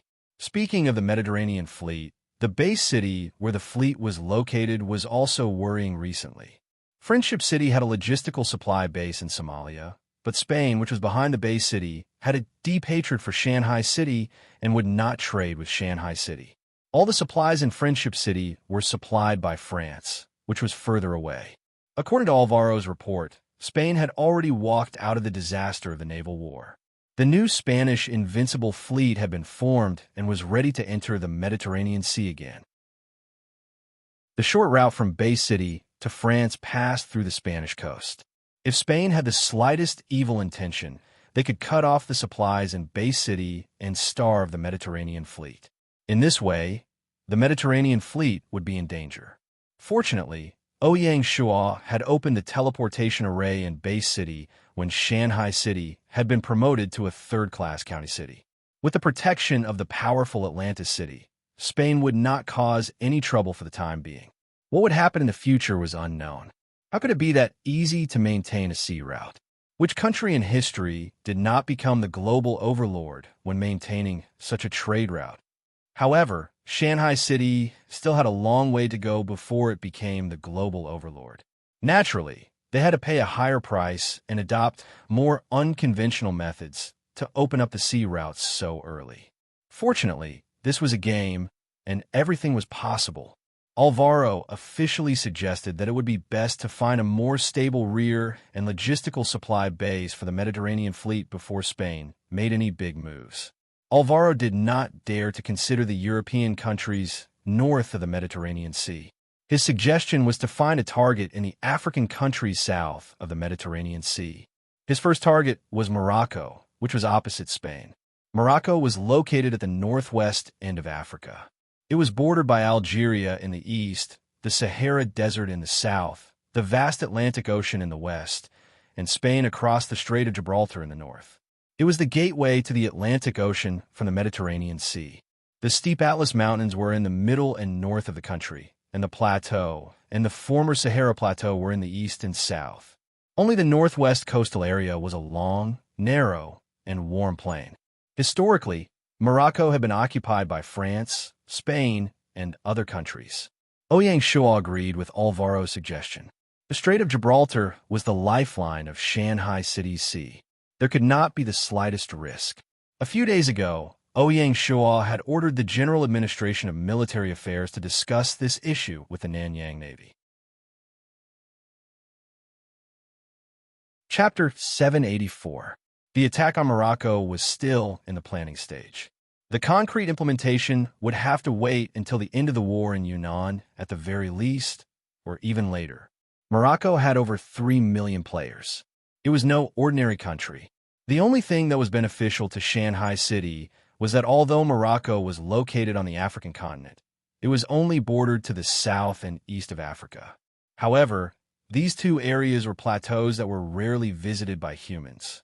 It was precisely because of this that Ouyang Shua approved Alvaro's military proposal. After activating the Friendship City's teleportation array, Ouyang Shua took out an item. It was the territory Auspicious Beast. No matter how he looked at it, it looked like a summoning ball. System notification. Players say you have no clothes has a territory lucky beast. Do you want to summon it? Yes. Ouyang Shua also wanted to see what kind of species the legendary Auspicious Beast was. According to Gaia's settings, the lucky beasts obtained by the various lords all had local characteristics. Could it be Kirin? When it came to Auspicious Beasts, China's Qilin was the leader. With his schwa sound, the summoning ball flashed with a white light. After it landed on the ground, it turned into a small beast the size of a puppy. It lay on the ground, and its entire figure was rectangular. It was square. The little critter's entire body was black and white.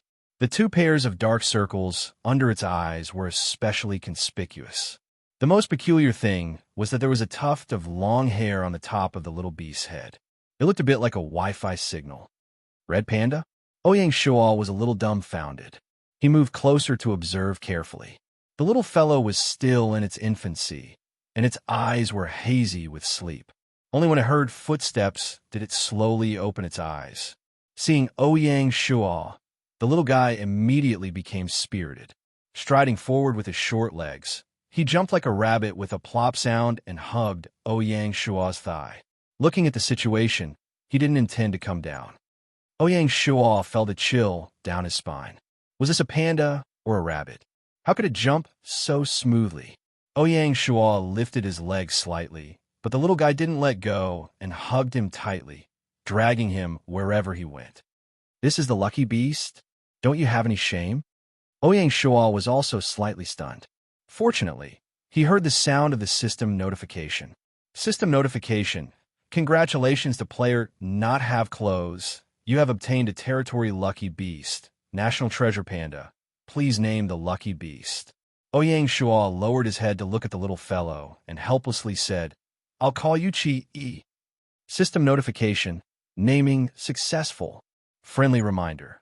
The lucky beast is still in its infancy. Please take good care of it. Please check out the panda rearing technique manual for the details. As soon as he finished speaking, the summoning orb in Ouyang Shuo's hand flashed with a white light and turned into a booklet. That's it. Ouyang Shuo was somewhat dumbfounded. 1,500,000 gold coins were spent on this little fellow. No matter how I look at it, it feels like I've been scammed by Gaia. At that moment, a system announcement resounded throughout the China server. System announcement. Congratulations to player not have clothes for obtaining the auspicious beast of the territory. National treasure panda. As the first territory to obtain an auspicious beast, Shanghai City is specially bestowed with the title of Home of Spirit Beasts as an encouragement. As soon as the announcement came out, it immediately shocked thousands of fans. There were no pandas in the China region of the game. That was understandable. Gaia couldn't design pandas as wild monsters, right? They would be killed by pandas fans. Chi was one of a kind in the China region. In less than 10 minutes, the Rollover Fan Club was officially established. Some players were already preparing to teleport to Shanghai City to see the pandas up close. Ouyang Shuo checked the attributes of the Home of Spirit Beasts. Home of Spirit Beasts increases the evolution rate of the territory spirit beasts by 25, increases the attractiveness of the territory spirit beasts by 35, and increases the success rate of taming the territory's spirit beasts by 30. The attributes were not bad. In comparison, the little fellow Chi's attributes gave Ouyang Shuo a headache. Name, Chi, auspicious beast. Race, panda nickname. Rollover, fatty, Tuan Z level. Juvenile skills, climbing, rolling, bedwetting, rabbit hopping talent. Auspicious, randomly brings auspicious signs to the territory.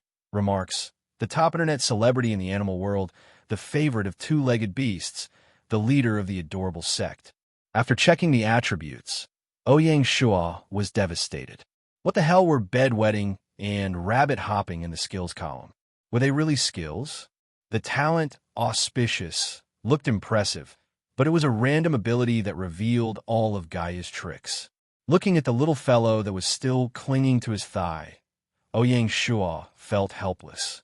He bent down to pick up Chi and said with a smile, No matter what, I'll build a little home for you first. How? Chi was very intelligent and could actually understand human language. It nodded its round little head.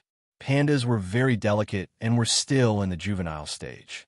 If not for the game, Ouyang Shuo was not confident that he could take care of the little fellow in real life. With a manual in hand, Ouyang Shuo carried the little fellow and walked to the back garden. Ouyang Shuo remembered that there was a small bamboo forest in the southwest corner of the back garden. It was perfect for building Chi's home. Before going to the back garden, Ouyang Shuo first went to the study. Ouyang Shuo was often not in Shanghai City, so he could not personally take care of Chi. Besides, building Chi's home required meticulous design and special arrangements. After all, Chi was an auspicious beast. Perhaps one day, the little fellow would bring unexpected auspicious signs to the territory. At the very least, he could keep it as a pet. With the heated discussion about Chi on the forum, Ouyang Shuo wondered if he could slowly earn back the 5 million gold coins he had spent on auctioning Chi by selling tickets. In a quiet study, a young woman was bending over a desk. The afternoon sun shone through the window screens and adorned the woman's long black hair, giving her a different kind of beauty. This woman was Qing. Ever since she accepted Ouyang Shuo's appointment, Qing Yi used the study as her office and handled memorials for Ouyang Shua. Wherever Ouyang Shua went, Qing Yi followed. Lord, Qing Yi heard footsteps and raised her head. She saw Qi in Ouyang Shua's arms and smiled. What a cute little fellow. Is this the auspicious beast that the system just announced? Yes. In just a short while, Qi had already fallen asleep in Ouyang Shua's arms, looking charmingly naive. Ouyang Shua handed the manual to Qing Yi and said with a smile, "Look for the construction department and ask them to build a small home for Qi in the bamboo forest in the back garden according to the manual's instructions. Also, train a few keepers to take care of Qi's daily life. He is now the territory's treasure." Got it. Qing Yi obviously wanted to pet Qi, but seeing that it had fallen asleep, she could not bear to disturb it. Ouyang Shua saw this and smiled. Next time, there will be plenty of opportunities in the future. After leaving the study, Ouyang Shua happened to meet Binger when he passed by the back hall. "Big brother, what are you hugging?" Binger saw Qi from afar. Without waiting for Ouyang Shua's reply, she quickly walked over and was immediately captivated by Qi. "Is this a little panda? It's so cute. It's called Qi. It is the auspicious beast of the territory." Ouyang Shua smiled and introduced Qi to Binger. Qi was originally sleeping in Ouyang Shua's arms. When he smelled Binger's scent, he immediately opened his eyes and waved his front paws, wanting Binger to hug him. Haha, Binger could not ask for more. She hugged Qi as if it was a rare treasure. Ouyang Shua saw this and was not surprised at all. Binger was a terminator of spiritual beasts. Even a cute leader like Qi could not resist Binger's temptation. From the looks of it, Binger was the best keeper. Ouyang Shua interrupted Binger and said, "Let's go. Bring it to the bamboo forest first." Binger nodded and led the way to the back garden. As she walked, she introduced Schwerer, who was flying in the air, to Qi. She was also muttering the names of other spiritual beasts. They were all Binger's good friends. To the little lass, this was another playmate. It was already 5 in the afternoon when Qi was settled. Tomorrow, Ouyang Shua would head to Lingxi City to supervise the battle. Early that morning, with the help of the Gaia system update, the left army, led by Qi, sped up the pace of attacking Mengding County. According to the current progress, it would not take more than 5 days for Mengding County to fall. And these 5 days were also the time when the Allies were most likely to take action. Especially after the shocking scene at the auction, Di Chun and company would probably speed up their operations. Now, it all depended on who was more skilled. How could Ouyang Shua be absent at such a critical moment? 4th year of Gaia, January 4th, Lingxi City. Just as Bai Qi said, the siege had been progressing rapidly over the past few days. They had taken down 3 enemy cities. There were only 2 cities left in front of the left army. One was called Wenshan City, and the other was Yuanyang City. After the 2 cities was Yunnan City-State's final fortress, Tengchong County. Due to the stubborn resistance of the various cities in Mengding County, the left army was already exhausted before they reached Wenshan City. Not only did they suffer heavy casualties, their morale was also low. It was not that Bai Qi's command was bad, but that the soldiers could not stand the climate in the mountains of Yunnan. Mengding County was a typical mountainous region. The rugged roads were only one aspect, but what was more difficult was that the mountains were infested with insects and beasts. Occasionally, they would encounter miasma, swamps, and other death traps.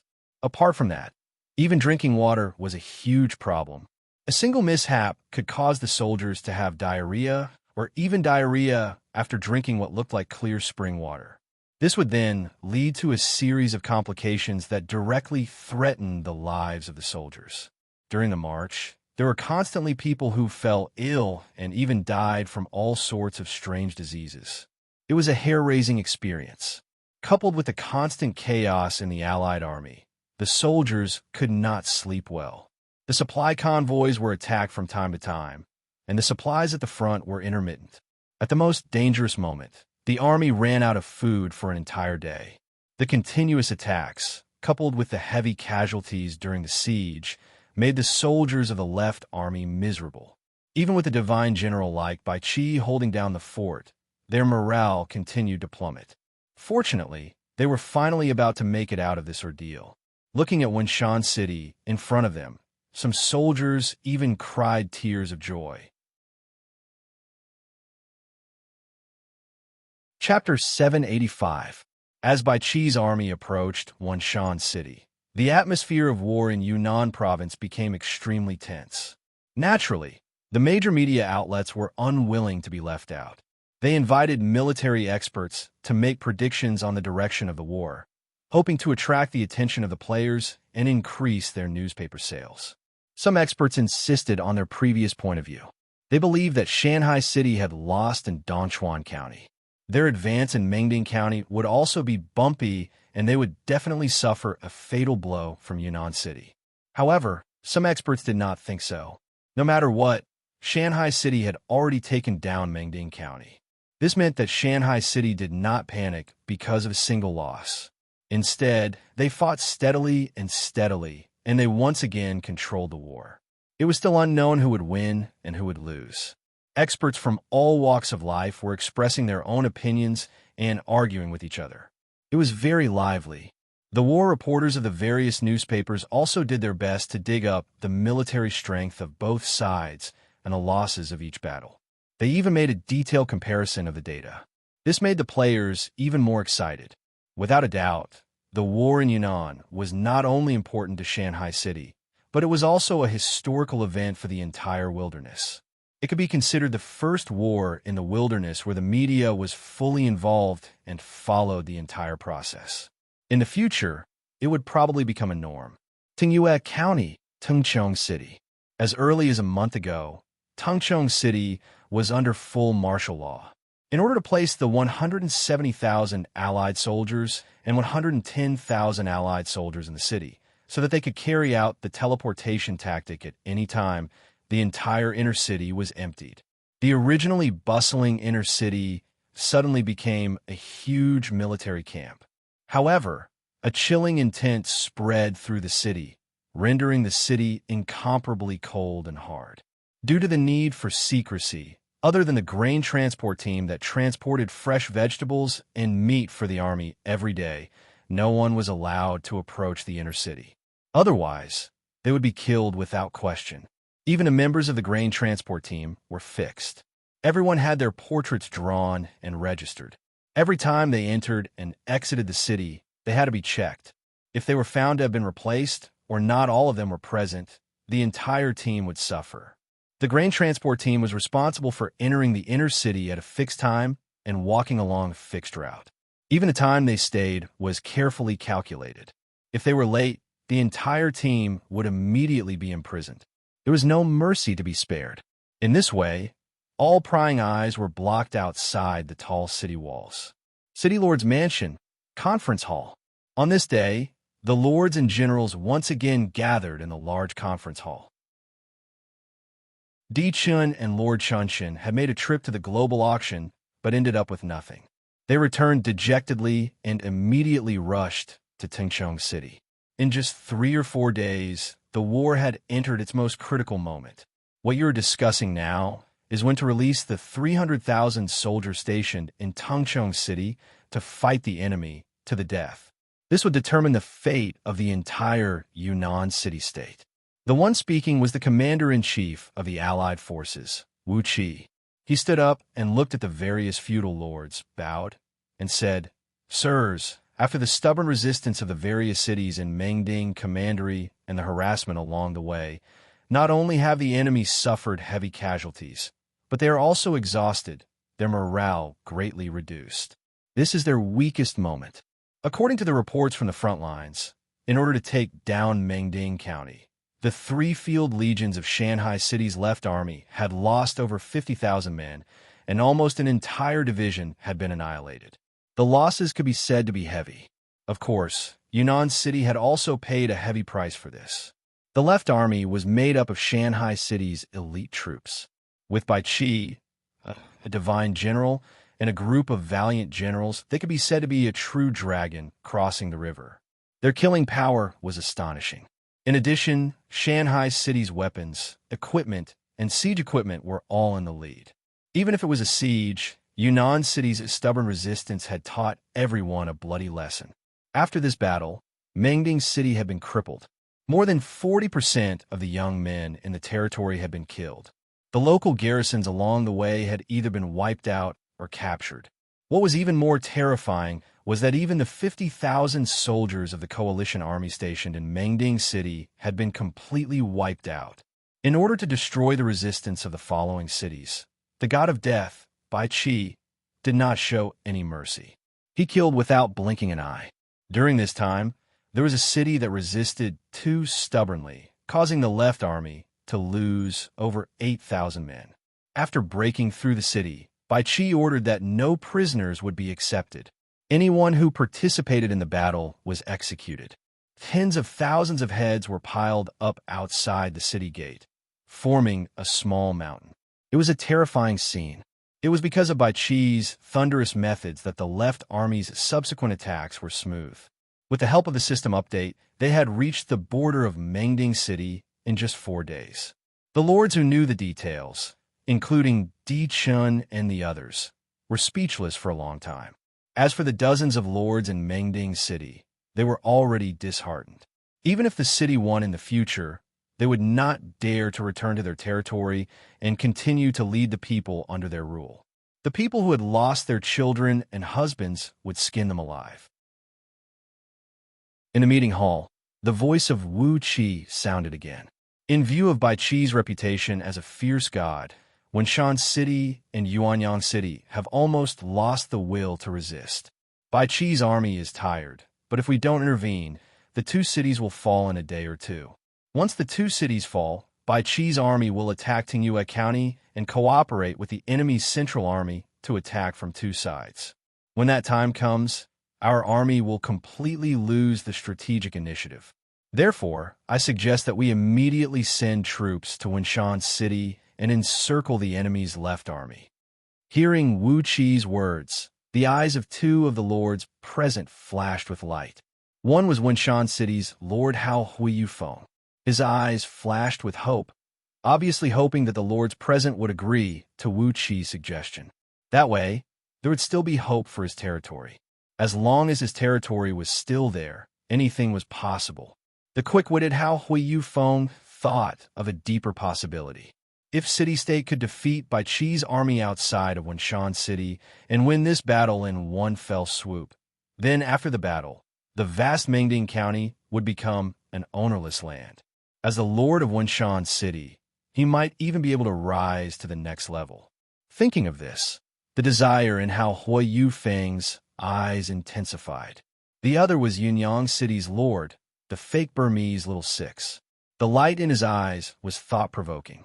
The gazes of the two lesser lords showed that no one cared.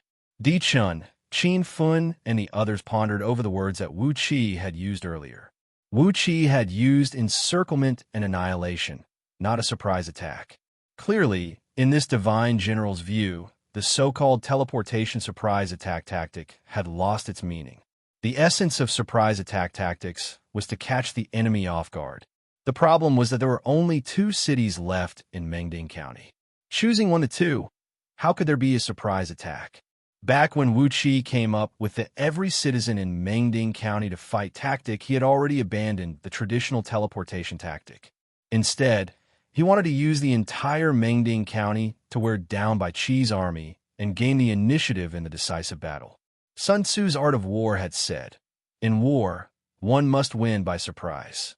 The way of surprise was the key to victory, but it was not the foundation.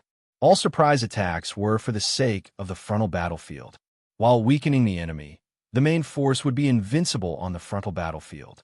The Battle of Yongren City was a surprise attack to weaken the enemy's right army. Although the every citizen in Mengding County to fight was not a surprise attack, its purpose was the same. It was to weaken the left army. After these two battles, the 300,000 well-rested soldiers faced the 160,000 exhausted and demoralized Bai Qi's army head-on. In Wu Qi's view, it was a grand encirclement and annihilation. As for the central army of Shanghai City, With the unique terrain of Yunnan and the tenacious resistance of the local troops, Wu Qi was confident that he could get rid of the left army before the central army arrived to reinforce them. Because of this, Wu Qi suggested to attack before Bai Qi's army entered Tingyue County. Tingyue County was the last fortress of the city-state. Once Bai Qi's army invaded Tingyue County, the people in the county would be in a state of panic and instability. How could they stop the central army of Shanghai City? If that happened, the entire battle would be full of uncertainty, which was exactly what a divine general like Wu Qi would do his best to avoid. It could be said that Wu Qi's entire plan was meticulous and systematic, worthy of his title as a divine general.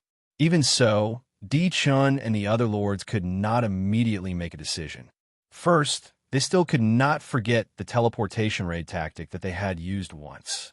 Rationally, Di Chun and the others accepted Wu Qi's explanation. They knew that there were not many opportunities to carry out a surprise attack. But after tasting the sweetness outside Yongren City, it was difficult for them to make a decision. After the Battle of Yongren City, Di Chun and the others were so excited that they specially held a celebration party to celebrate the far-reaching victory. Yan Huang Alliance and Shanghai City had been fighting for several years, from the wilderness to the battlefield map, and from the battlefield map to the wilderness. This kind of hearty victory was really too valuable. Secondly, this battle was of great importance. This was the most crucial battle in the Yunnan battle. Whoever won would win the entire battle. As the highest decision maker, and it was a collective decision, it was understandable for them to hesitate for a moment. General Wu Qi, let's think about it. We will give you an answer tomorrow.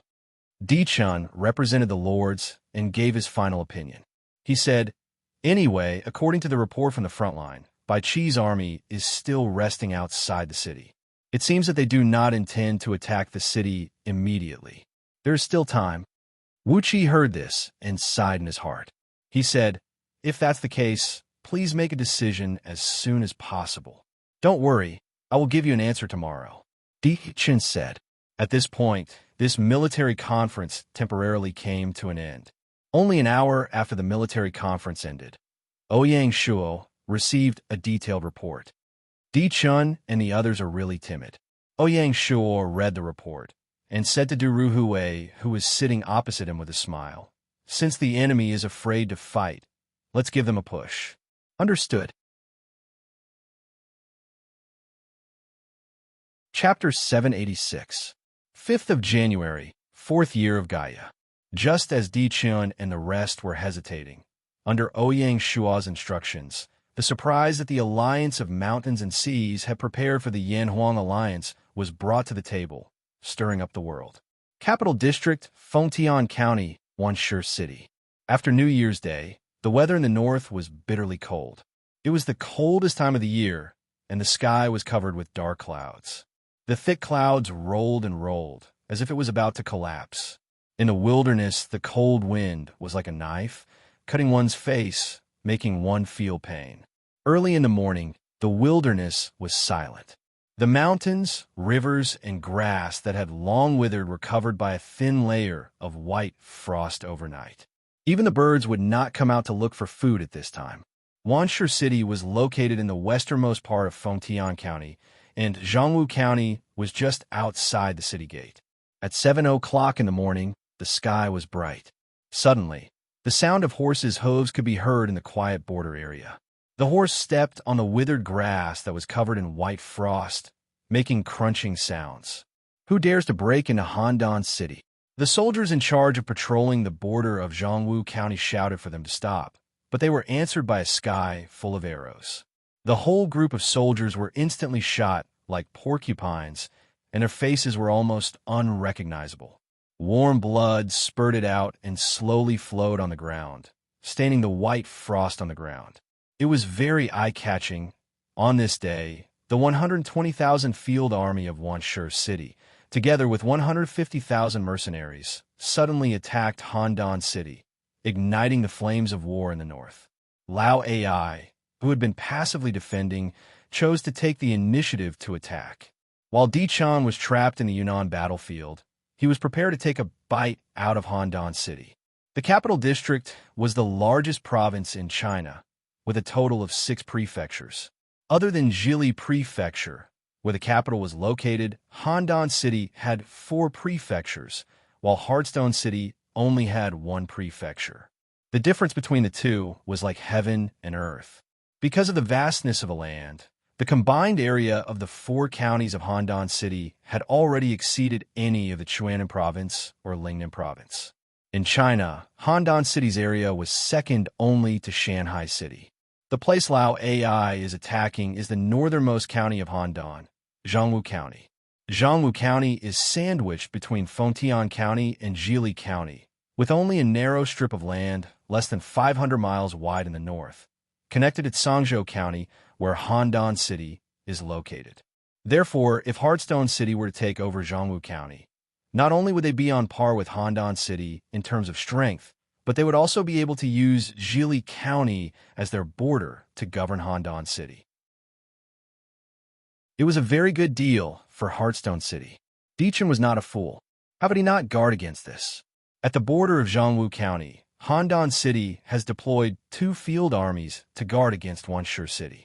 Who would have thought that Lao AI would spend 2 million gold coins and tens of thousands of weapons and armors as remuneration to hire 150,000 mercenaries in one go? The advance payment of coal that Shanghai City had paid to Heartstone City was completely spent. 270,000 versus 140,000. Zhongwu County, which was originally as stable as MT Tai, was on the verge of collapse. They had no choice but to seek help from the headquarters. More importantly, Dichun and Lian were not in Handan City. How could the reinforcements arrive so quickly? Handan City was bound to experience a period of panic. That was not all. Almost at the same time as Heartstone City's army moved out, in Taiyuan Province, Luo Feng City, who had been plotting for a long time, sent out 200,000 troops to the north, ready to remove the nail that was Fengxiang City. Fengxiang City was only a county. If not for the Mongolian cavalry that the Mongolians trained for Luo Feng City, Feng Xiaohuang would not even need to send out 200,000 troops. 150,000 troops will be enough to take down Fengxiang City. Once Fengxiang City was taken down, Feng Xiaohuang would unify Taiyuan Province. In this way, regardless of whether it was Dichen in the east or military kill Ripper and wandering Linghuan in the west, fallen Phoenix City would be a great threat. What was more frightening was that because of Luo Feng City's army, the Handan City headquarters did not dare to act rashly. Because if they rushed to Zhongwu County as reinforcements, once Luo Feng City's army made a feint and broke into the nearby capital district, Dingzhou County or Hengshui County, it would be a disaster for Handan City. Lao AI and Feng Xiaohuang's East-West alliance stirred up the already turbulent northern land, causing the situation in the north to become confusing. If they won these 2 battles, it would be great news for both Lao AI and Feng Xiaohuang. Apart from the immediate strategic benefits, more importantly, after the war, the entire northern land would be formed into a crisscross strategic arrangement of Azura City, Luo Feng City, Handan City, and Heartstone City. In this way, it was hard to say whether Dichen would join forces with Sha Pe and Piao Linghuan to attack Feng Xiaohuang, or whether Feng Xiaohuang would join forces with Lao AI to attack Dichen. The unfavorable situation of Luo Feng City being surrounded by enemies on all sides would be resolved. Facing the aggressiveness of Handan City, Heartstone City also had a reliable ally who could help each other out. The alliance of mountains and seas, S plans in the north would be reversed. Lao AI and Feng Xiaohuang's actions could be said to be killing 2 birds with 1 stone.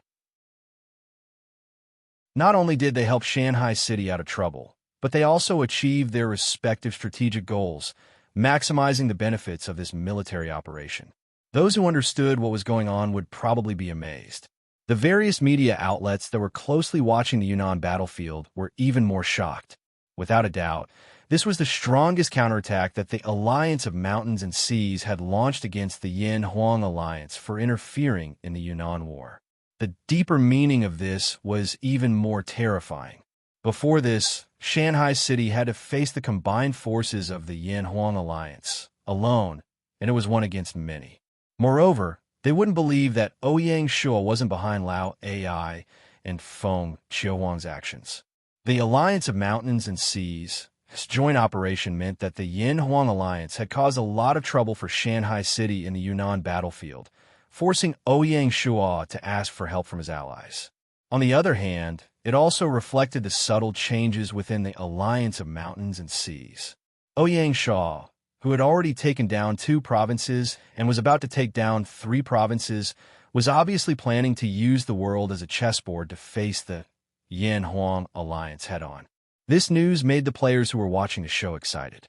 The 2 giants of the China region were about to clash, and it was still unknown who would emerge victorious. Thinking about it, the military critics who were biased toward Shanghai City couldn't help but be impressed by the overall plan of Shanghai City. Those with discerning eyes knew that Heartstone City and Luofeng City's actions were not a spur-of-the-moment plan, but had been decided long before the Yunnan War. Otherwise, it would be impossible for the 2 sides to cooperate so closely and grasp the timing so accurately. It was difficult for Shanghai City to hold back from using these 2 trump cards when Yongren City was at a disadvantage, and instead wait until the most crucial moment of the Yunnan War to use their trump cards. All the old experts were terrified by Ouyang Shua's patience, but at the same time, they were deeply in awe. Whether it was fear or awe, in the end, they all converged into one sentence. He has courage, foresight, shrewdness, and breadth of mind. The Lord of Mountains and Seas already has the temperament of a world overlord. In fact, the media's prediction of Shanghai City was still too low. Since the alliance of mountains and seas had made a move, it wouldn't stop there. Just as the flames of war were ignited in the north, the south also moved. This time, it wasn't the 2 allies of the alliance of mountains and seas that cooperated with the battle in Yunnan, but the Nanyang Navy of Shanghai City. On the same day, at the same time, the Nanyang Navy's Jiaozhou Fleet and Cliff Mountain Fleet cooperated with the 2 infantry divisions of the Brave Tiger Army's 3rd Corps stationed in Lingnan Province's Chaozhou County to brazenly attack Izhou Island. The focus of the attack was the Penghu Fleet stationed in Izhou Island. It was precisely because of the Penghu Fleet that the coal trade between Shanghai City, Heartstone City, and Westshu was affected. Although they had signed an agreement, they couldn't transport coal on a large scale. Ouyang Shua had long wanted to get rid of them as soon as possible. It was only after Navy Governor Zheng He's suggestion that he waited until now to attack. During the Battle of Red Cliffs, Mighty Tyrant had mobilized the Penghu Fleet in an attempt to prove to the world's lords on the battle map that the Overlord City Navy could fight against the Shanghai City Fleet in order to gain control of the sea. He didn't want to suffer a crushing defeat before a direct confrontation. Not to mention the loss of soldiers. A large number of warships were also abandoned on the battle map. For the Penghu Fleet, this was a huge loss. For this reason, Mighty Tyrant didn't hesitate to spend a huge amount of money and finally restored the Penghu Fleet at the end of the 3rd year of Gaia. Even so, that loss was a huge blow to the Penghu Fleet. The Penghu Fleet didn't have much combat experience. At most, they only fought against pirates in the coastal waters. They had no experience fighting against a regular fleet. Moreover, the fleet lacked naval generals and experienced senior sailors, so the entire training was not systematic. It couldn't be compared to the Nanyang Navy at all. Helpless, Mighty Tyrant had no choice but to use his family's connections to invite retired senior officers of the Federation Navy to replace the native generals and take charge of the Penghu Fleet. It was just that the ancient warships and naval warfare tactics were very different from modern tactics. The backward nautical technology became the shackles of the naval officers. Between the two, there was still a need for more practice. The problem was that Ouyang Shua wasn't prepared to give Mighty Tyrant any time. In the Izhou Straits, the 3 fleets unexpectedly met. As soon as they made contact, the Penghu Fleet suffered a huge defeat. The Jiaozhou Fleet's Navy Admiral Shi Lang and the Cliff Mountain Fleet's Navy Admiral Yu Daiyo were considered the most outstanding naval generals in China. Needless to say, they had combat experience. The Cliff Mountain Fleet had participated in several battles against the Annan Navy. From a Navy's top soldiers to the ordinary sailors, they had accumulated a wealth of combat experience. Moreover, under the command of Lang and Udayo, the two fleets were well-trained and had a tacit understanding. With all these, they left the Penghu fleet in the dust.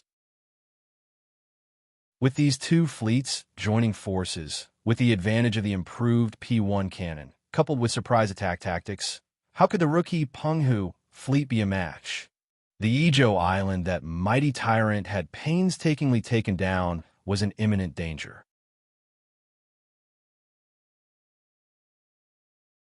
Chapter 787. The three armies of the Shan and Hai Alliance were like three sharp knives stabbing into the hinterland of the Yan-Huang Alliance, turning the complicated war in Yunnan into a chaotic war that affected the north and south of the Yangtze River. Those who liked to play and watch would come. Who knew what Shan and Hai cities' intentions were hidden behind this?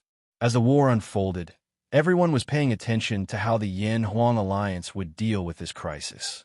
Would the originally anticipated local war develop into a full-scale war between the two alliances? In addition to the areas where the war broke out, the atmosphere in Jiangsu Province, Jiangchuan Province, and other provinces suddenly became tense. The Black Lion City's lord, the Siege Lion, publicly announced that he was ready to cooperate with the Shan and Hai City at any time. For a moment, the world was in turmoil. Tingyue Prefecture, Tengchong City. The joint action of the Shan and Hai Alliance made the originally solemn Tengchong City shrouded in a sense of uneasiness. The lords of the Yunnan city-state were worried that the alliance would leave. Could it be that we have made such a huge sacrifice in exchange for being abandoned? Some of the lords' faces were extremely ugly. Their expressions were miserable and bleak, making people unable to bear to look at them.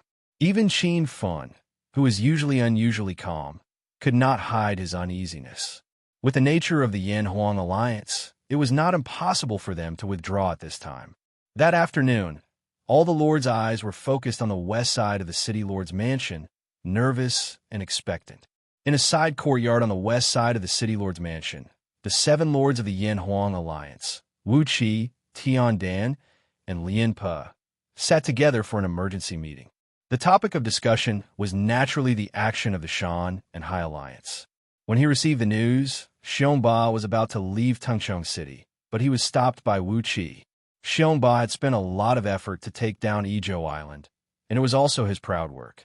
It was also an important medium for the hegemon city to enter the ocean and set foot on the global stage. The strategic importance was self-evident. If it was not for Wu Qi, no one could stop Xiongba. Even so, Xiongba, who was sitting in the hall, looked very serious. Because Xiongba knew that with the current strength of the Penghu fleet, it would be difficult to resist the attack of the two major fleets of the Shan and Hai City. When they took over Ijo Island, Xiongba had imagined that Shanghai City would come forward to help Dragon-Seeking City recapture Ijo Island. But at that time, Ouying Shuo was far away overseas, and the expected enemy troops did not arrive. When the Dragon-Seeking acupoint fell out with Shanghai City, Xiongba saw an opportunity to change the situation. The desperate fight at the Battle of Red Cliffs was a risky move by Xiongba. If he could prove that the Overlord City Navy had the strength to fight against the Shanghai City Navy, he would gain the support of the alliance. In this way, they could use the power of the alliance to defend Ijo Island. Who would have thought that the outcome would be like that?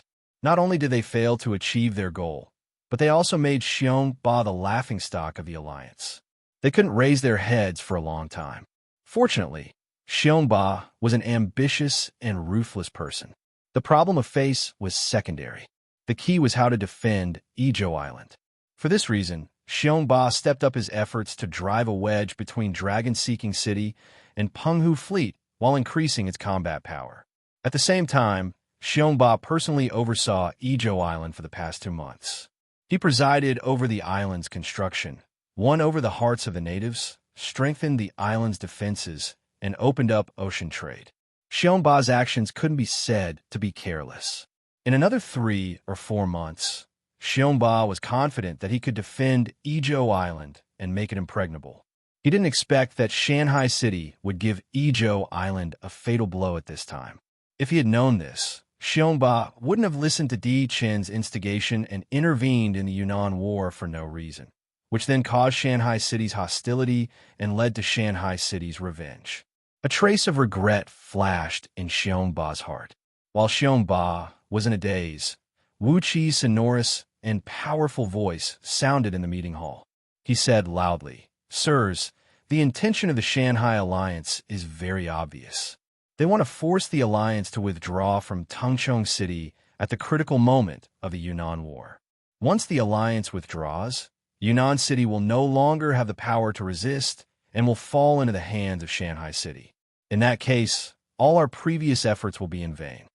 We can't just ignore the life and death of our own territory, can we?" Di Qin asked. Once Wanshur City took Zhongwu County, for Di Qin, it would not only be a loss of face, but also a major retreat in territorial strategy. It would be enough to shake Handan City's position in the Yanwang Alliance. How could Di Qin not be anxious? If it wasn't for the fact that Handan City had peerless elegance and the assistance of his family's talents, Di Qin was afraid that he would immediately withdraw from Tangchong County like Xiongba. A moment before the meeting began, Di Qin also received an urgent message from Peerless Elegance. Because of the suddenness of the attack, the two field legions stationed in Zhongwu County underestimated the number of Wanshur City's troops. In the battle in the morning, the two field legions suffered losses and lost more than 6,000 men. A prefecture near Fengtian County in Zhongwu County had already been taken by Wanshur City. The situation could be said to be very urgent.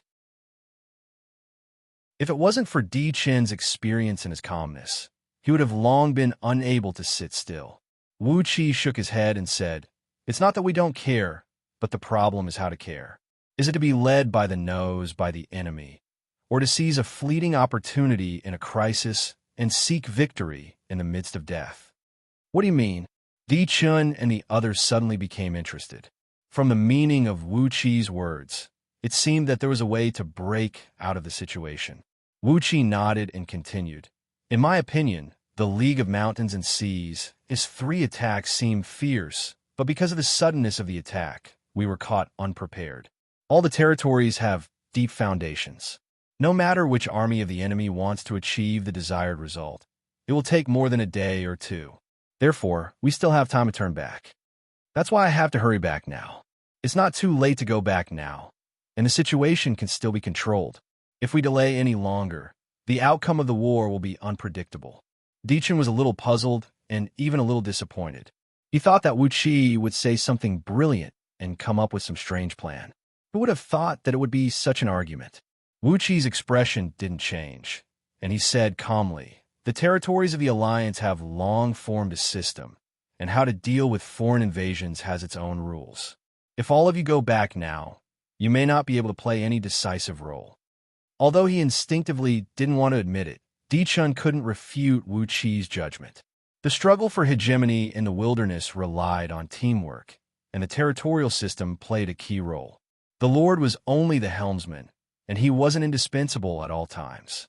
If the army couldn't operate just because the Lord wasn't in the territory, then it would be a big problem. "General, please continue," Di Qin said sincerely. Wu Qi nodded and continued. "The Alliance of Mountains and Seas set fire to our backyard, and their goal was to force us to retreat. In other words, the army of Shanghai City isn't ready for a decisive battle with us. If we join forces and immediately teleport to Wanshan City, we will definitely be able to catch the enemy off guard."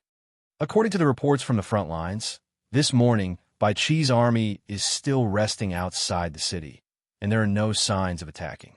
It's clear that Bai Qi is prepared to reap the benefits, and he doesn't want to act rashly and waste his troops.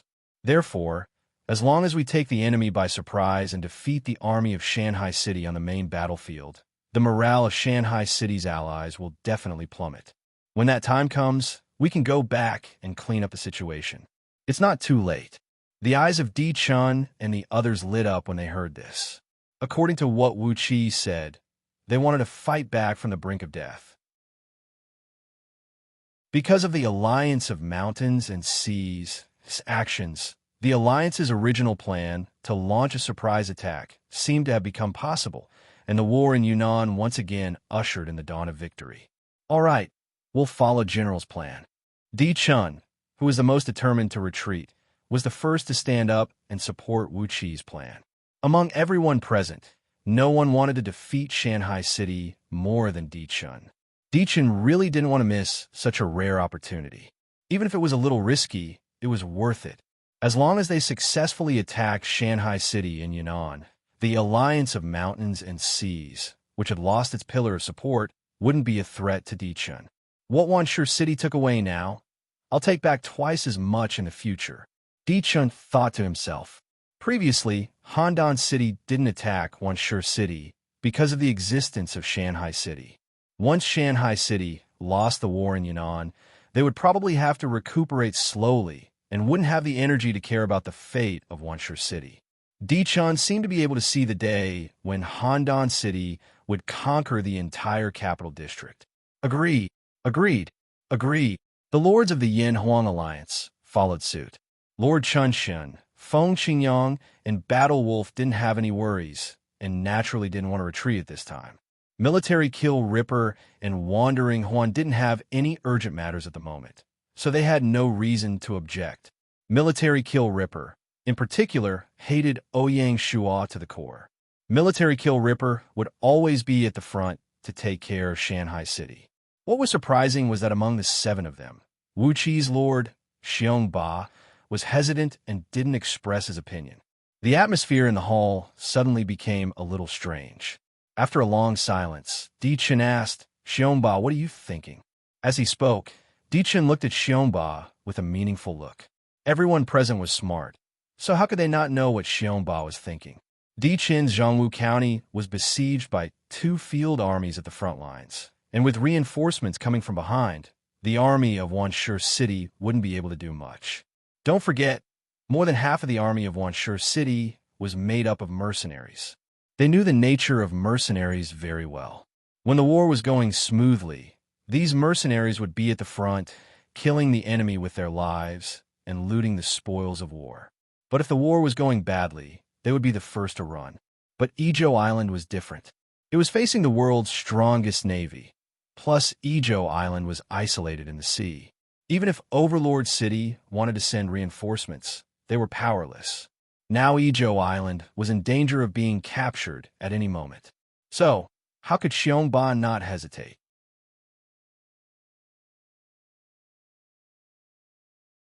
Chapter 789. Gaia 4th Year, January 6th, Wenshan City. Before the Yunnan War, Wenshan City was just an inconspicuous third-class county in Mengding County. Lord Hao Hui Yufeng couldn't be promoted to a third-class earl, so Wenshan City didn't become a county city. This unparalleled battle caused this city to become the focus of the world's attention. Wenshan City, which covered an area of less than 40 square kilometers, was located in a small basin in the mountains. Different from the closed environment of Lianzhou Basin, this place was accessible in all directions. There was a mountain road from east to west, and a mountain road from north to south. They intersected with each other, and Wenshan City was at the center. All the cities in Mengding County were like this. Although it was a basin, it was more like a mountain road. To be more precise, it was a node of intersecting ravines. On both sides of the ravines were towering mountains. Every city was a strategic fortress. Early in the morning, the mountains were covered in fog. Blown by the mountain wind, the fog rolled up and down, changing constantly. It was as if thousands of soldiers and horses were sweeping through the sky. It was a spectacular and magnificent scene. The misty Wenshan City had long since awakened from its cold and cheerless state. In the temporary command center of the city Lord's Mansion, Divine General Wu Qi, who was appointed as the commander of the army, was dressed in military attire. He sat in the main hall with a solemn expression. Di Chun and the other lords sat on the left side of the hall, nervous and excited. On the right side of the hall sat a group of generals, led by Tian Dan, Lin Pe, and Zhang Shuta. The auspicious time had come, and Wu Qi began to call the generals. Zhang Shuta, here. As the commander of the coalition army, Zhang Xiutao stepped forward. You will lead the coalition army of 100,000 people as the vanguard and take the lead. Yes, sir. Zhang Xiutao cupped his fists. He didn't look excited, but rather solemn. The lords of the Yunnan city-state also had ugly expressions on their faces. The Yanhuang alliance was indeed worthy of the name Evil Wolf. In every war, the coalition army was always at the forefront. It was the same in this war.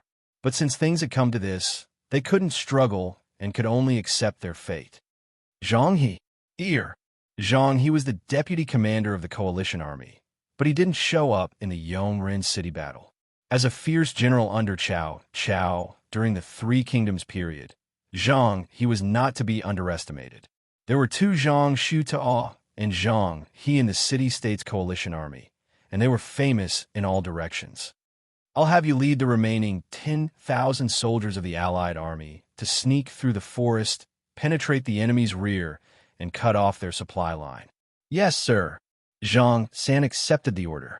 None of the lords had any objections to this order. Although the Yunnan City-States Coalition Army was not considered the world's elite, they had a strong point that was worthy of praise. Because there were many mountain people in the territory, most of the Allied troops were good at fighting in the mountains. The task of traversing the mountains and ridges had to be done by the Allied forces. Tiandan. After arranging the 110,000 troops, Wu Qi started to select the generals of the Allied forces. Here, Tiandan stepped forward with a calm expression. I want you to lead 100,000 Allied troops as the rear guard and hold the line for Zhang Xiutao's troops. Yes, Tiandan accepted the order. The expressions of the lords present changed once again. What rear guard army? Basically inspecting the army. The expressions of the city lords grew more and more unsightly. Even in a strategic location like Wanshan City, the mountain road outside the city was no more than 2,000 meters wide. It couldn't accommodate the vast army. Given Wu Qi's formation, if the 100,000 vanguard of the Allied army was not exhausted, it would be impossible for the Allied army to take the field. Such an effort was truly sinister. Wu Qi's expression did not change as he continued to select generals. Lianpe, here, I want you to lead 70,000 Allied troops to guard the southern mountain road outside Wanshan City and prevent the enemy Feng Yi's army from advancing north. Yuanyang City was 100 li to the south of Wanshan City. For this reason, the Feng Yi's army stationed 50 li outside Yuanyang City was actually situated between the two cities. Wu Qi naturally did not wish for the Feng Yi's army to intervene at a critical moment, so he needed to arrange for a garrison. Yes, Lianpe accepted the order.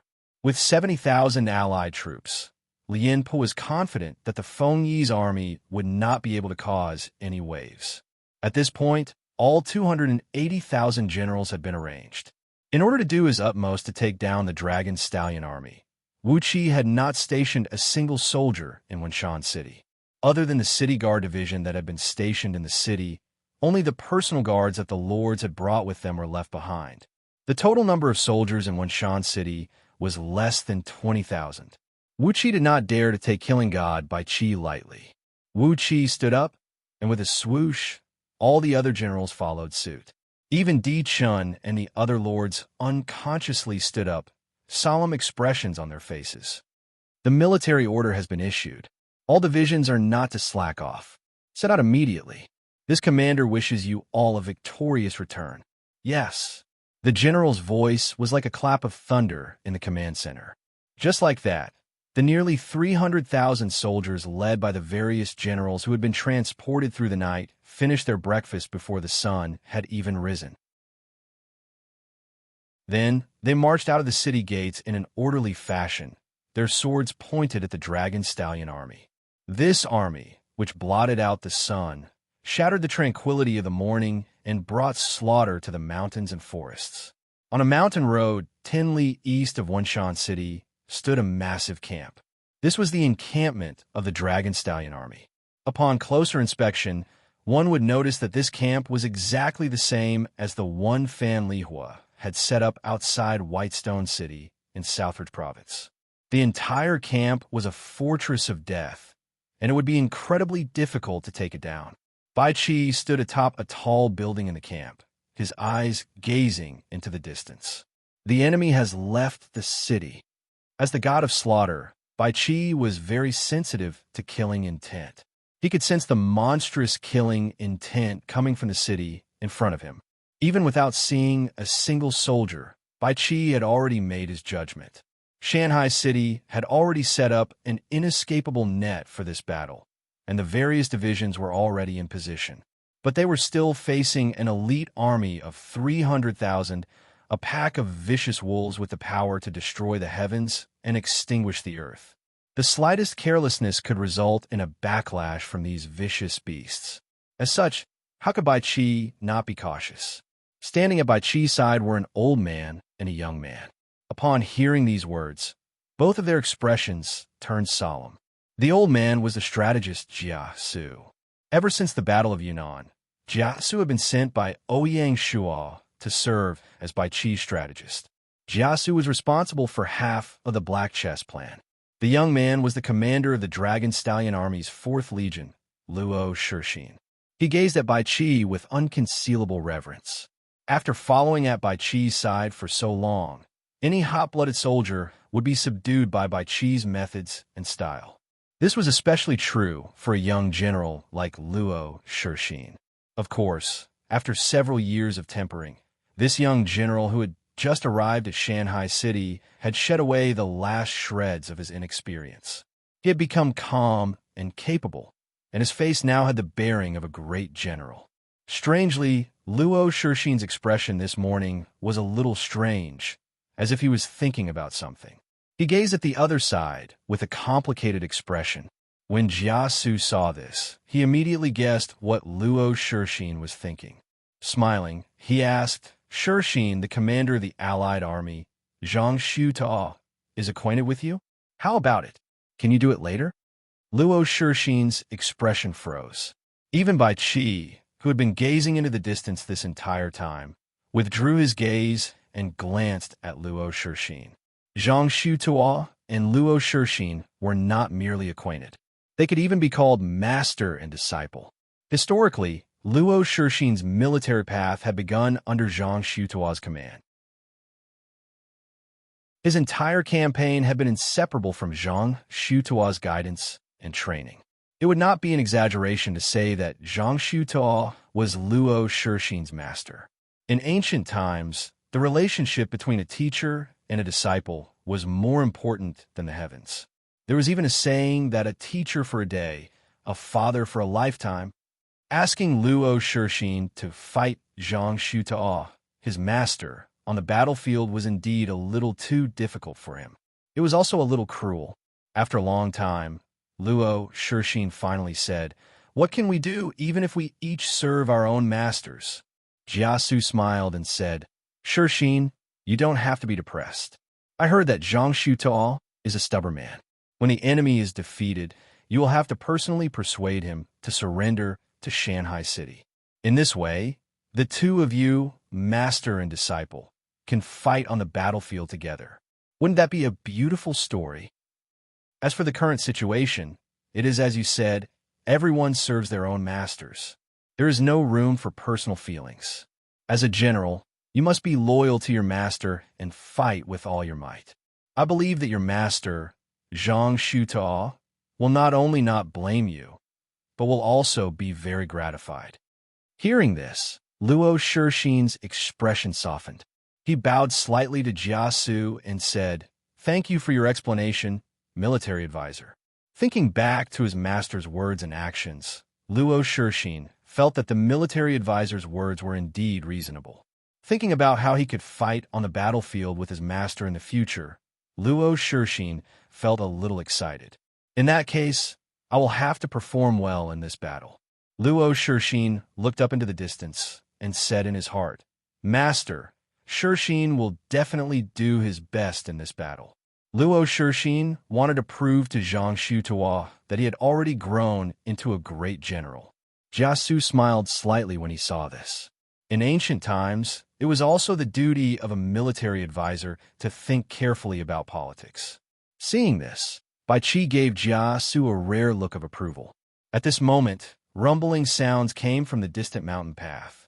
After a while, groups of black-armored soldiers appeared in front of the camp. Banners fluttered in the wind. Sabers and spears stood in great numbers. First were archers, then crossbowmen, then saber and shield soldiers, and then spear soldiers. On the flanks were cavalry guards. There were also siege ladders and catapults mixed in with the army. Hundreds of soldiers pushed the giant watchtowers forward slowly. The army's formation was tight and orderly. Other than the sound of footsteps and horse hooves, there was not the slightest other noise. The loud sound reverberated in the narrow valley, stirring up waves of echoes and making one's blood surge. After the army had advanced 100 or so rows, the commander of the allied army, Zhang Shutao, appeared in the middle of the formation. He was riding a tall steed, dressed in steel armor and surrounded by fierce guards. He was a very eye-catching sight. Atop the wall, Bai Qi's eyes flashed when he saw this. There was no doubt that the enemy army before them was a true elite army. If the Dragon Stallion army wanted to block this first wave of attacks, they would have to pay a price. When the army was 800 meters from the camp, the order to stop was given. Whoosh! The soldiers stopped and began to reorganize their formation under the command of their commanding officers, making their final preparations for the upcoming battle. In a major battle, their formation could not be messed up. Once it was messed up, the enemy could take advantage of it.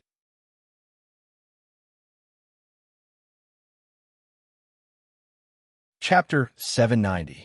Bang, bang, bang, bang, bang, bang. At around 8 in the morning, accompanied by the rhythmic beating of the war drums, the Allied Army's vanguard troops were the first to launch an attack on the Xiong Dragon encampment. The flames of war had officially been ignited. What followed was a bloody battle. Based on the strength of both sides, it would be difficult to determine the victor in a short period of time. The only way for the Allied army to break through the encampment was to fill up the trenches in front of the encampment with soldiers and flatten all the fortifications with their flesh and blood. In any war, especially this kind of confrontation between the two camps, the victory or defeat of the war depended on 60% pre-battle planning, 30% on-the-spot command by the generals, and the remaining 10% depended on the luck of the soldiers. Therefore, at this stage, there were not many tactics to speak of. Even if the commander of this war was the famous General Zhang Shutao, all he could do was to constantly dispatch the troops and maintain the firepower at the front line. Great, boost the morale. The same logic applied to Bai Qi. In this kind of decisive battle, the ones who could play a greater role were the battalion commander, brigade marshal, and other corps generals. Their bravery and improvisation could even change the direction of the war to a certain extent. At the very least, they could contribute to the ratio of casualties on both sides. The battlefield was a meat grinder. There was no mercy, no hesitation, and no time to think. The only thing the archers could do was to follow the simple military orders and continuously shoot the arrows in their hands. When they were shooting freely, they had to kill as many enemies as possible to gain merit in order to be promoted and get a raise. Often, after a big battle, the surviving archers would have both their arms almost crippled. Other than those with extraordinary talents, most of them would need a long time to recover. The only belief of the saber and shield soldiers and the spearmen was to charge forward. They could either kill the enemy in front of them or be killed by the enemy. There was no third option. In this complicated life, there was only one simple choice left. If one looked past the battlefield, past the teams of soldiers at the back of the battlefield, one would suddenly arrive at a spacious area. Wu Qi's wartime command center was located here. Behind it was the 100,000 Allied army, led by Tian Dan. With the command center here, it was a good connection point. In order not to interfere with Wu Qi's command and to set an example, Di Chun and the other lords stayed in Wenshan City. If there was any progress at the front lines, it would be reported here through fast horses.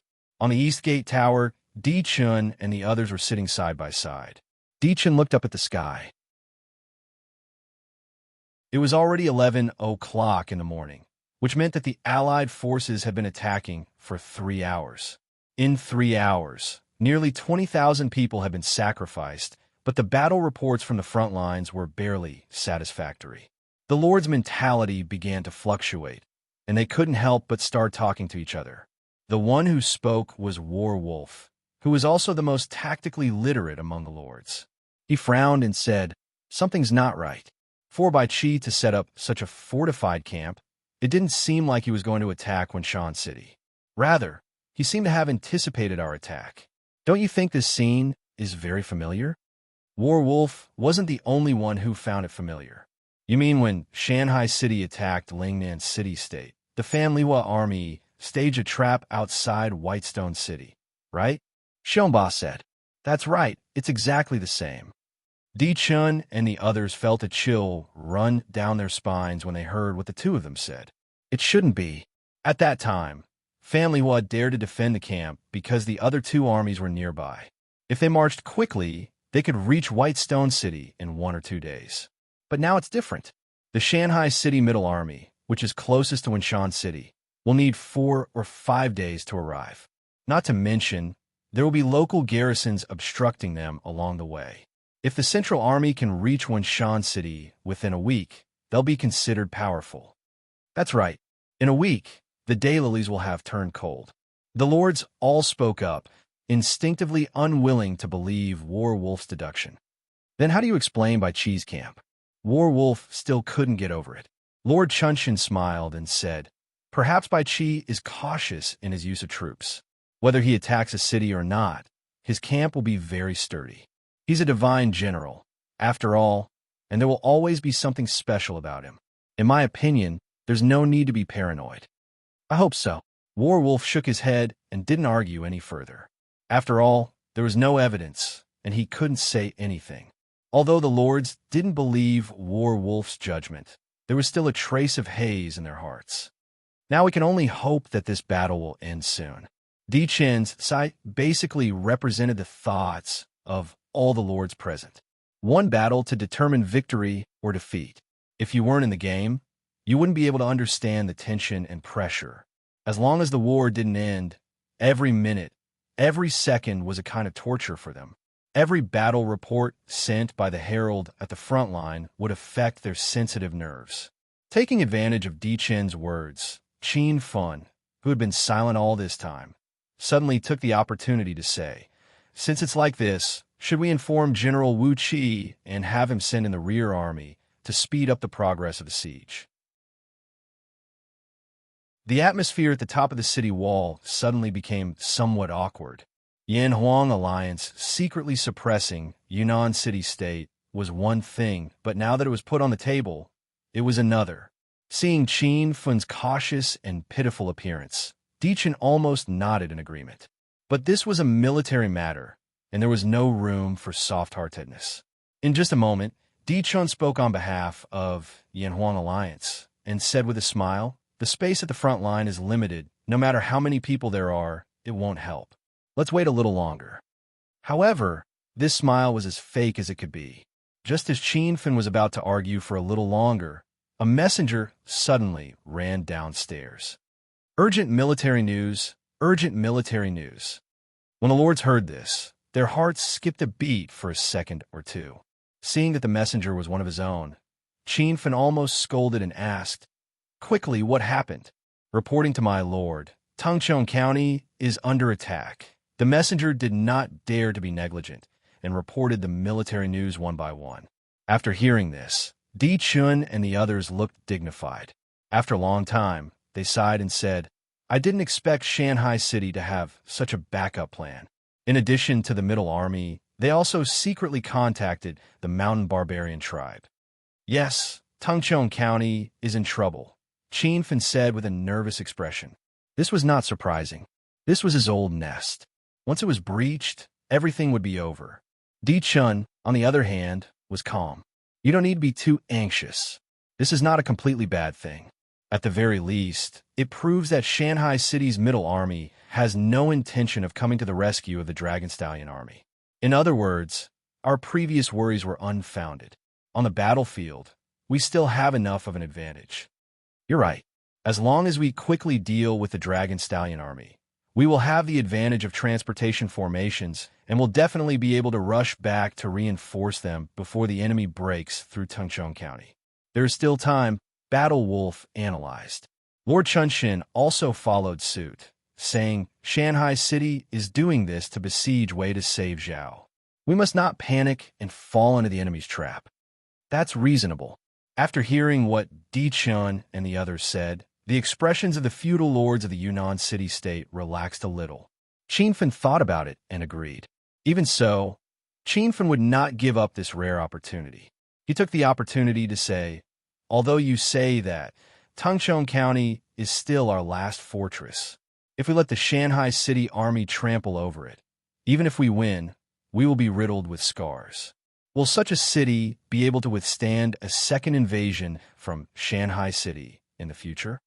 As he spoke, Qin Fan's expression was mournful and his words were sincere. I believe that this is not the result that you want to see, right?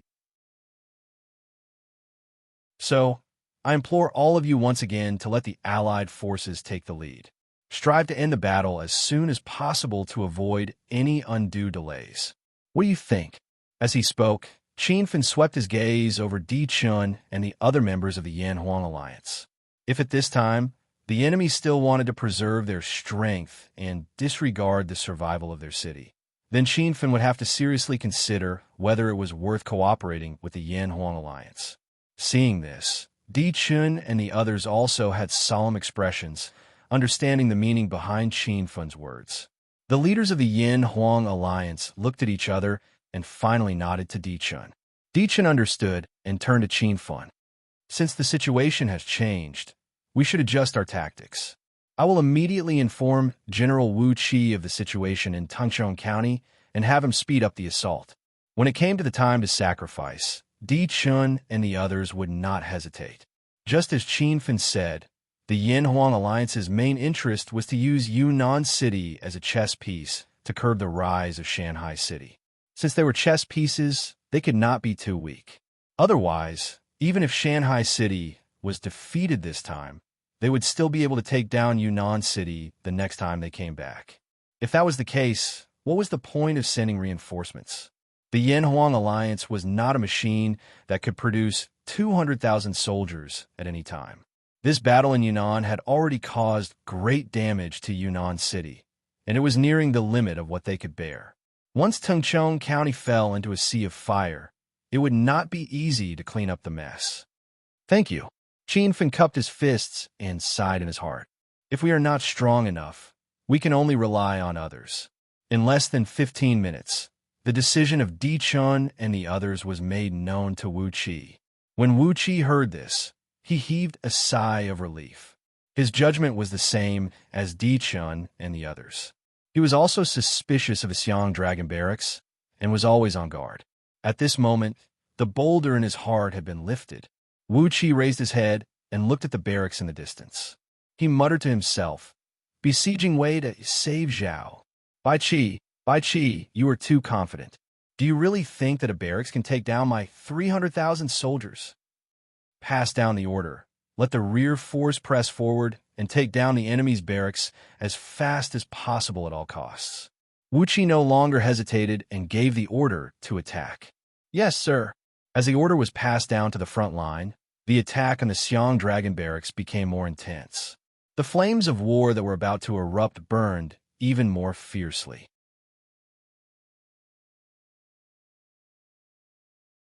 Chapter 791. Rewind time to an hour ago.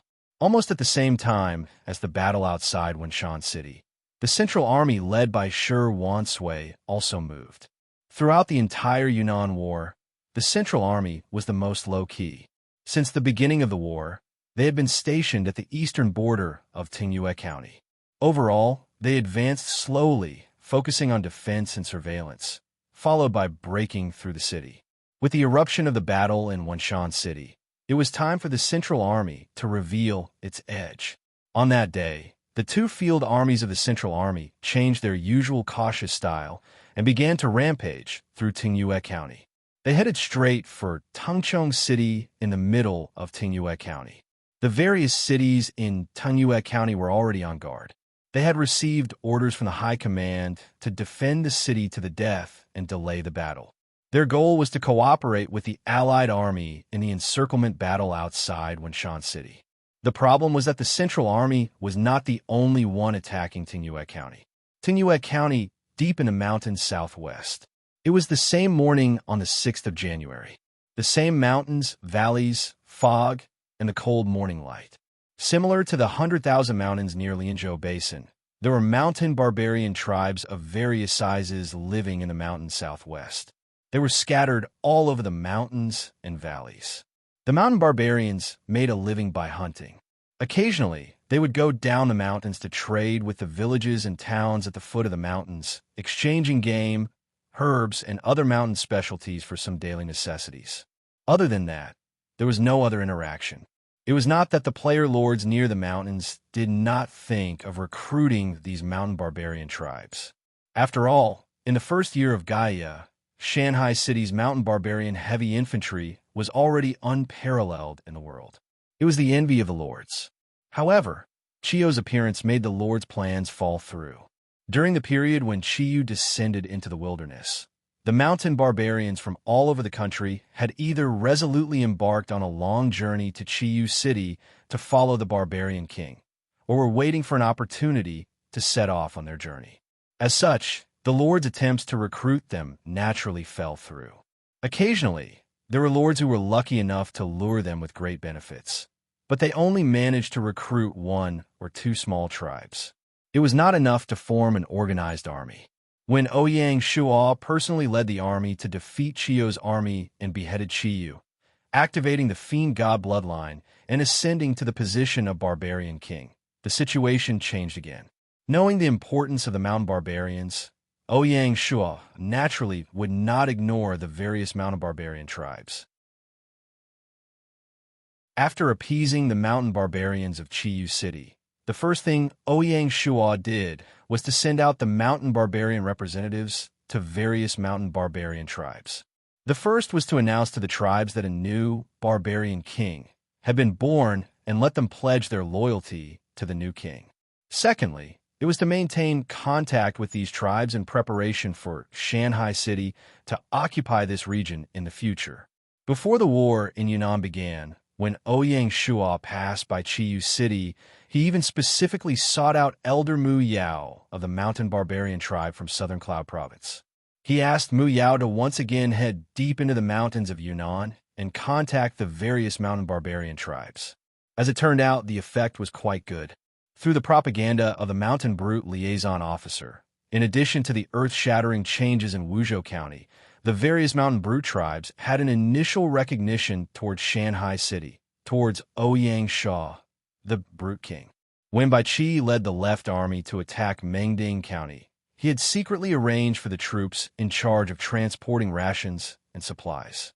They transported batches of rations and weapons deep into the mountains and distributed them to the tribes for free. Along with the supplies, there was also a brigade of instructing officers. With rations, equipment, and officers, in addition to the summons of the Brute King, as well as the generous promises after the war was won, there was no tribe that would not be moved. Just like this, when Bai Qi led his troops to attack Mengding County, the mountain barbarian soldiers that were originally scattered throughout the mountains slowly gathered together without the knowledge of the city of Yunnan. Just a few days ago, groups of mountain barbarian soldiers equipped with the latest weapons and equipment gathered from the various mountain villages. The soldiers were like small streams that gathered one by one, finally forming a large river. These soldiers were not only equipped with the sharpest weapons and the toughest armor, but more importantly, they had undergone preliminary military training. They were no longer the unorthodox hunting teams of the tribes. The difference between the two was like heaven and earth. Around 10 in the morning, a total of 50,000 mountain barbarian soldiers had gathered. Under the command of the instructing team of Shanghai City, they cooperated with the Central Army and suddenly launched an attack on Tunghua County. Such a pincer attack from the east and west caused Tunghua County to sink into the flames of war. This was why Qin Fun and the others panicked and lost their heads, as well as Wu Qi's action of increasing the number of troops. However, there was one thing that Qin Fun and the others still did not know, which was what kind of troops were attacking Tingyue County. In Qin Fun's opinion, they probably only encountered a group of hunting teams wearing simple leather armor. In a war, a small detail could very likely be the end of the war. The entire Battle of Yunnan was originally interlinked, and there were opportunities everywhere. Just when City of Yunnan decided not to return to the rescue of Tingyue County, City of Yunnan and Yanhuang Alliance lost their last opportunity and were destined to fail miserably. Wenshan City, Dragonxiang Military Camp. Another hour and a half had passed since Wu Qi increased the number of troops and launched an attack. Reality proved that as long as the attacking side was willing to be ruthless and disregard the sacrifices, the siege would still be effective. Under Wu Qi's personal supervision, the siege did indeed progress smoothly. In just an hour and a half, they had taken down the center of the camp, leaving only the inner camp standing there alone. Victory was in sight. On the tower of Wenshan City, Di Chun and the others who received the battle report from the front lines were all excited. If I had known that it would be so effective, I would have given the order earlier, Di Chun thought to himself as he chatted with the other lords. He could not help but feel regret. Lord Chunshin laughed and said, "The Dragon Stallion army is nothing special." That's right. The wilderness is made by Qi sound like he's a god, but he's still being beaten back by us. Echoing Lord Chunshin was a lord of the Yunnan city-state. He could be considered Lord Chunshin's trusted aide. Seeing that there were people joining in the fun, Lord Chunshin became even more enthusiastic, and his words were not without criticism towards Shanghai City. As such, there were even more people who echoed him. Most of them were city lords, and among them, the lords whose territories had fallen were the most numerous. These people were the most pitiful. Without their territories, they were like rootless duckweed, and could only act according to the wishes of the big shots. Lord Chunshin, the big shot of Yanhuang Alliance, was undoubtedly a big shot. Seeing that there was an opportunity to curry favor with Lord Chunshin, and that it did not cost them anything, how could these lords not be willing? When they spoke flattering words, they all had their own set and did not repeat any of them. If the subordinates of their former territories were to see the flattering appearance of their lord, they would probably be so shocked that their eyeballs would explode. The more they spoke, the more ridiculous it became. According to what they said, the Dragon Stallion army led by Bai Qi was basically made of paper, and even Shanghai City was a paper tiger. Sooner or later, it will be taken down by the Yanhuang Alliance. The more they spoke, the more ridiculous it became. When Battle Wolf saw this, he frowned. As a soldier, Battle Wolf could not bear to see this. The war has not yet been won, and you have already lost your sense of measure? Don't be fooled by Lord Chunshin's relaxed words. In order to break through the first two defensive lines of the Dragon Stallion army, the Allied army and the Allied army had paid the price of more than 50,000 casualties. To say that the Dragon Stallion army was nothing special, only Lord Chunshin could think of such a thing. It was only because the morale of the army was flourishing that Battle Wolf restrained himself and did not pour cold water on them. When Xiongba saw this, he gave Battle Wolf an understanding look. Xiongba laughed coldly in his heart at Lord Chunshin's clumsy performance. Naturally, Lord Chunshin was not such a shallow person. He would really believe the nonsense of these lords. Even what he had said just now was just a witty remark to liven up the atmosphere. Lord Chunshin's true purpose was to take the opportunity to test the loyalty of the lords of the Yunnan city-state and lay the groundwork for when the Yanhuang Alliance divided up the Yunnan city-state in the future. They are really impatient. Xiongba shook his head. Lord Chunshin probably thought that the Mountain and Sea Alliance had not attacked Pilyang City in their backyard operation, and thus had built up a psychological advantage. Although they were allies who knew what Lord Chunshin thought of the Mountain and Sea Alliance's backyard operation, it was impossible to worry, but it was fine as long as he did not gloat.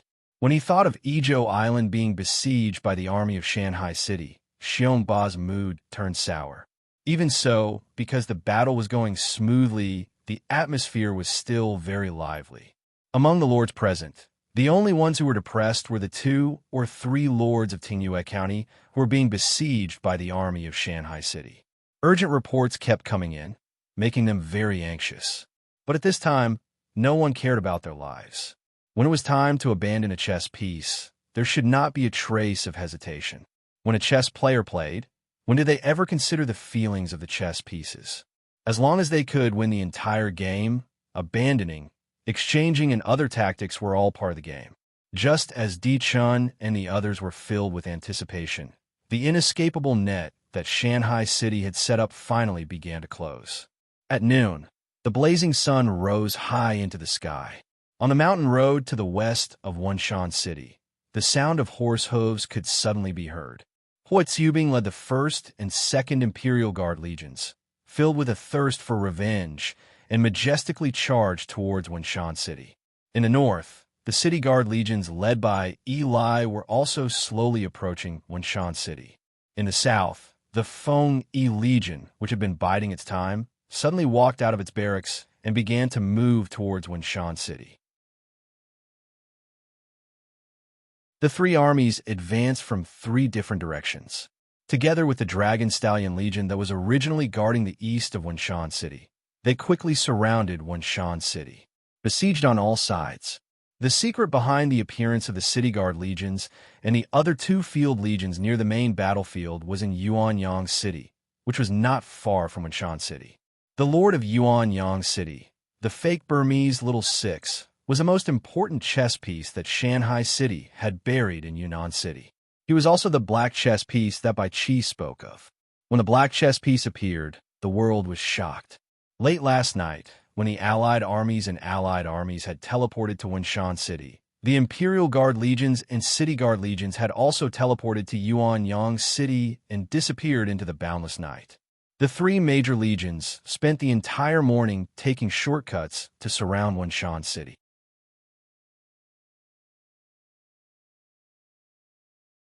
Chapter 792. The first to notice was the old General Lien Po. Lien Po was responsible for keeping an eye on the Feng Yi army with 70,000 soldiers. The moment the Feng Yi army moved toward Wenshan City, they were detected by Lien Po's scouts. At first, Lien Po thought that the Feng Yi army was coming to reinforce the Dragon Stallion army and didn't pay it much attention. Other than reporting the situation to the command center, he only ordered the entire army to enter a state of war.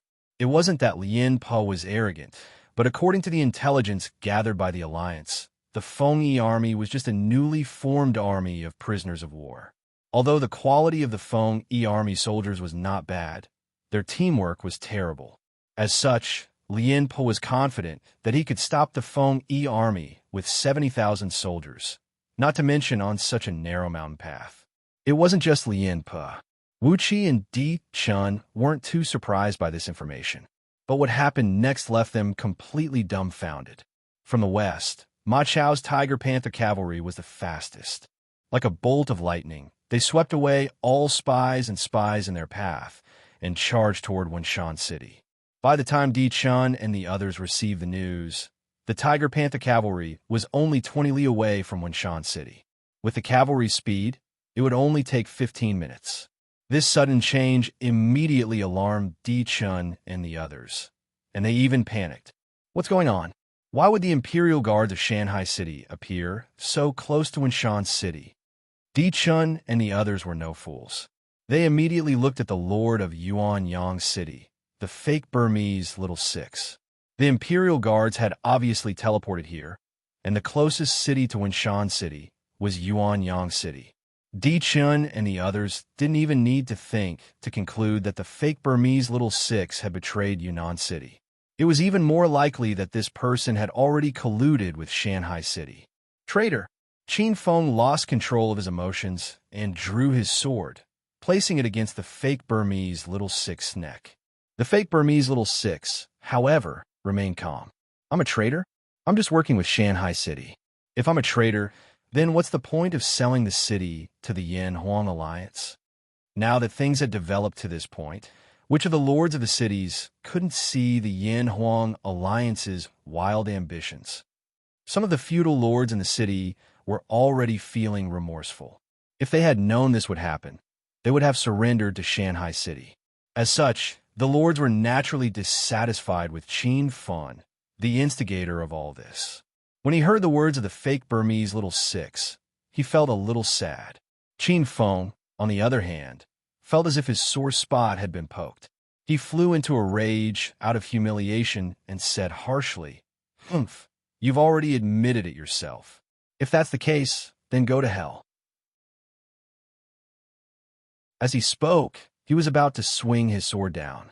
The fake Burmese little six eyes were filled with mockery, and he was unmoved. "You can't kill him. Stop." At the critical moment, Di Chun and Battle Wolf stopped Qin Feng's reckless actions. Qin Feng was puzzled. Di Chun rubbed his forehead and said, "Idiot, since this person is connected to Shanghai City, we should capture and interrogate him. Isn't killing him the same as releasing a tiger back to the mountains?"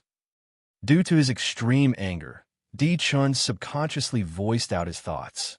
The word idiot made Qin Feng, who was already angry from embarrassment, feel even more ashamed. If there was a crack in this place, Qin Feng would jump into it right away. How come in the blink of an eye, he was not a person on both sides and was not welcomed on either side? Qin Feng couldn't figure it out. Di Chun knew that he had said something wrong, but he didn't want to correct him. He turned around and said to the fake Burmese little six, "Tell me the plan of Shanghai City, and I will spare your life on behalf of the Yan-Huang Alliance. I will even reward you." The fake Burmese little six sneered. How arrogant. Since when did Yan-Huang Alliance have the right to manage Yunnan city-state? Affairs. Pardon me? Ridiculous. As soon as the words came out, the faces of the city lords changed again. Don't refuse a toast only to drink a forfeit. Di Chen's face darkened. The fake Burmese little six smiled calmly and didn't want to answer Di Chen's question anymore. Seeing this, Military Kill Ripper lost his temper and said, "You son of a bitch, you're still so stubborn when you're about to die. Believe it or not, we can keep you in captivity forever." The fake Burmese little six shook his head and looked at the city lords with pity, especially Di Chun and the other members of the Yan-Huang Alliance. He said, "I'm not the one who's about to die. It's all of you. You think you're so smart, but you don't know that you've fallen into Shanghai City's trap. How dare you brag about yourself? Shame on you." "What did you say?" Military Kill Ripper was enraged. "I'm talking about you. Just wait for your death. I'm not going to keep you company." The fake Burmese little six bit the poison pill in his mouth and committed suicide. Of course, the fake Burmese little six wouldn't die because Shanghai City had already prepared a doll for him. After the mission was completed, the fake Burmese little six could enjoy the rest of his life in the game. Before he left, the fake Burmese little six felt deeply sorry for the other city lords. So what if they struggled? In the end, they still ended up in a miserable state. Yunnan city-state. S biggest mistake was to work with Yan-Huang Alliance. As the fake Burmese little six turned into a beam of light and disappeared, the atmosphere became deathly silent. In this awkward atmosphere, more and more information was sent to them. With each piece of information, the atmosphere became colder. In the end, the entire city seemed to be sealed in ice. Di Chun and the others were like ice sculptures. Their faces were ashen and filled with despair. Battle Wolf and Xiong Ba both let out a long sigh as they felt an indescribable sense of defeat. In the end, we still lost to Shanghai City. Battle Wolf was indignant. On the surface, the Alliance didn't seem to have made any mistakes during the battle in Yunnan. In fact, there were many things that were worth noting. Just when victory was in sight, there was suddenly a 180-degree turn of events. Could it be that what the fake Burmese little six said was true? That they had fallen into Shanghai City's trap every single time? Battle Wolf instinctively refused to believe it. If that was the case, then it would be an absolute blow to their confidence. No one knew when it started, but Shanghai City had turned into a huge shadow that shrouded the sky above the Yan-Huang Alliance. At this moment, Xiong Ba who had been silent all this time, suddenly spoke up. Everyone calmed down. Judging from the current situation, the enemy will soon reach Wenshan City. Let's think about what we should do. Should we continue to fight, or should we retreat? Retreat? How? Dichen was somewhat bitter. The city guard weren't just 1 or 2,000, but 200,000 soldiers. It would take 1 or 2 hours to rush back from the battlefield to Wenshan City. Moreover, the front line was still fighting. Wu Qi had sent the front line and the rear line to fight the Dragon Stallion army. How could they escape so easily? No one had the ability to do so, not even Divine General Wu Qi. Xiongba shook his head. Of course, I don't expect to withdraw all the troops. What I mean is, before Shanghai City's encirclement is complete, we should quickly call back the main generals. Without hesitation, we should immediately leave through the teleportation formation. Otherwise, once Wenshan City is surrounded, Wu Qi and the others may be captured. This isn't what you want to see, right? Xiongba's words shocked Dichun and the others. Yes, if the soldiers were lost, they could always recruit more. If Wu Qi, Lin Pe, and Tiandan were to be captured, it would be a devastating blow to the army. Wasn't Lord Chuanshin's Zhao coalescent in blood?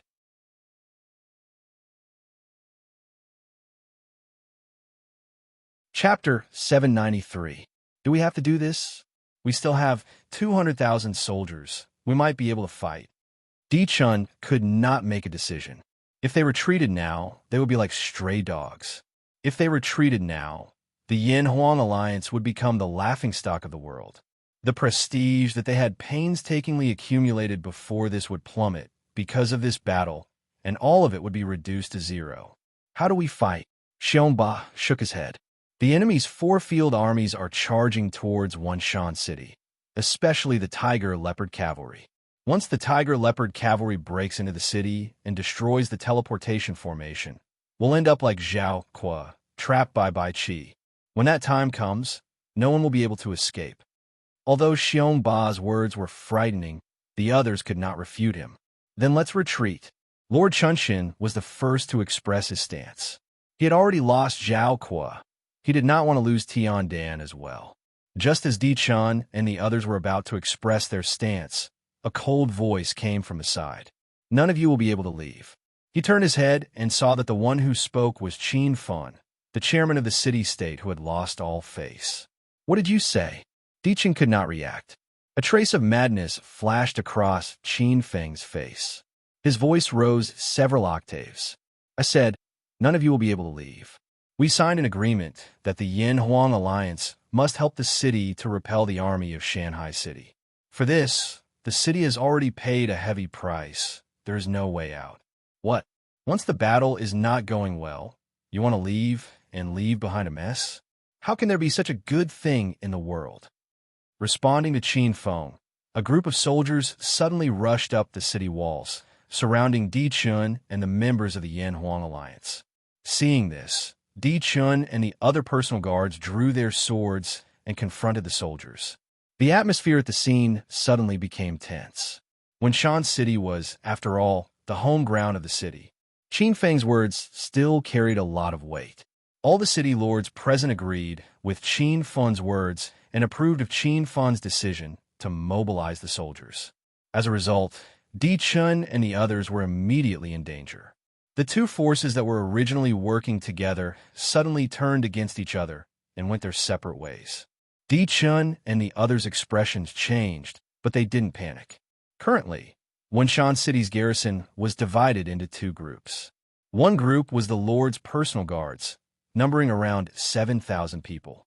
The other group was Wenshan City's City Guard Division.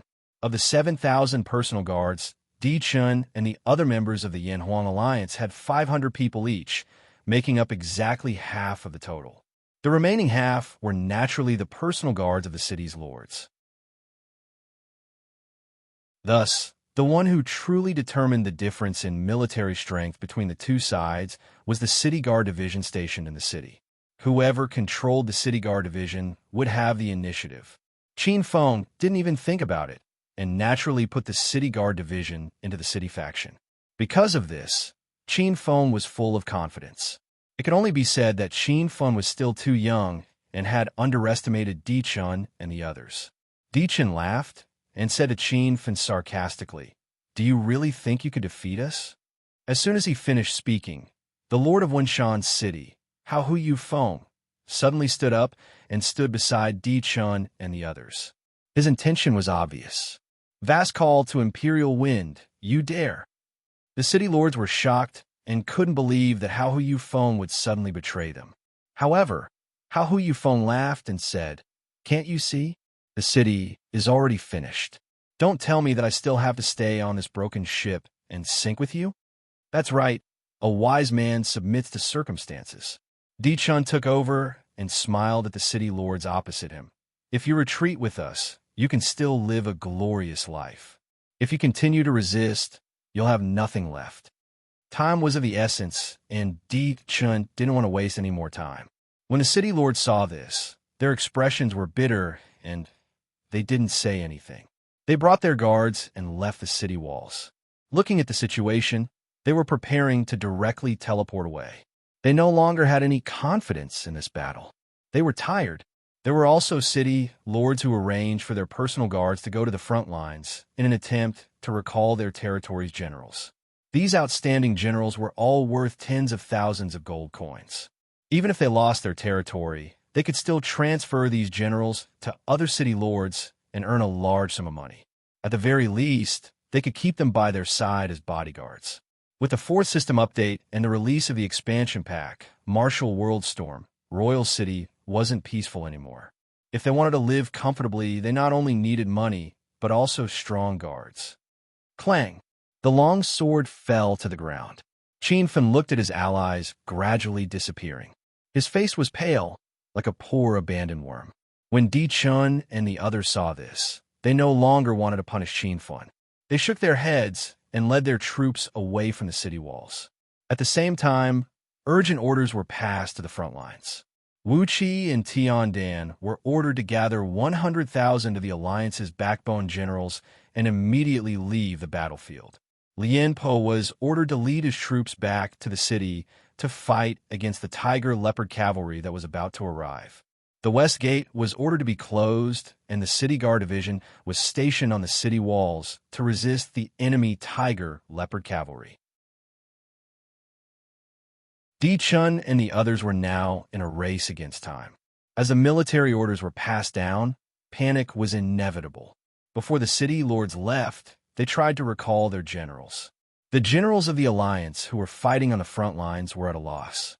Even Zhang Shutuo received the news. His face was extremely ugly. The Alliance inevitably fell into chaos.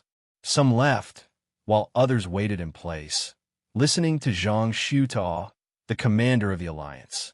The wilderness generals weren't puppets. Everyone had independent thoughts. From the looks of it, the city had completely surrendered. If they returned to their masters now, what good ending would they have? They would either be sold or become guards. To these generals, it was an extreme humiliation no matter which one it was. Soldiers shouldn't end up like this. Zhang Shutuo looked at the generals gathered around him and sighed in his heart. He said in a low voice, "Since the Lord has summoned us, as generals, how can we disobey the military order?" Even in the wilderness, Zhang Shutuo still put loyalty first. No matter how irrational the Lord's order was, Zhang Shutuo still didn't want to disobey. When the generals heard this, they all had different expressions. At this moment, a young general spoke up. He said with emotion, "General, the Lord's action is clearly a betrayal to the soldiers on the front lines. The Lords have summoned us generals back, not because of any camaraderie, but because we are valuable and can bring them benefits. If we leave, what will happen to the soldiers under us? Will they be slaughtered by the enemy? The Lords don't care about the lives of their soldiers, but as generals, can we watch our children die in vain? General, you value small things over great things. Forgive me for not agreeing with you. You're right. General, instead of this, it's better to lead the troops and surrender to Shanghai City." In the wilderness, Shanghai City was famous for its generous treatment of its soldiers. The Lord, the Duke of Shanghai, has the support of the entire army. As the saying goes, Take a step back and you'll see the world. Since the lords have abandoned us, why don't we seek a better future for the soldiers under us? That way, it's better than dying in vain. Someone echoed. Hearing this, the expressions of the generals changed. Zhang Xutua's expression was complicated. On one hand, he had to be loyal to the Lord, and on the other hand, he had to sacrifice the lives of thousands of soldiers.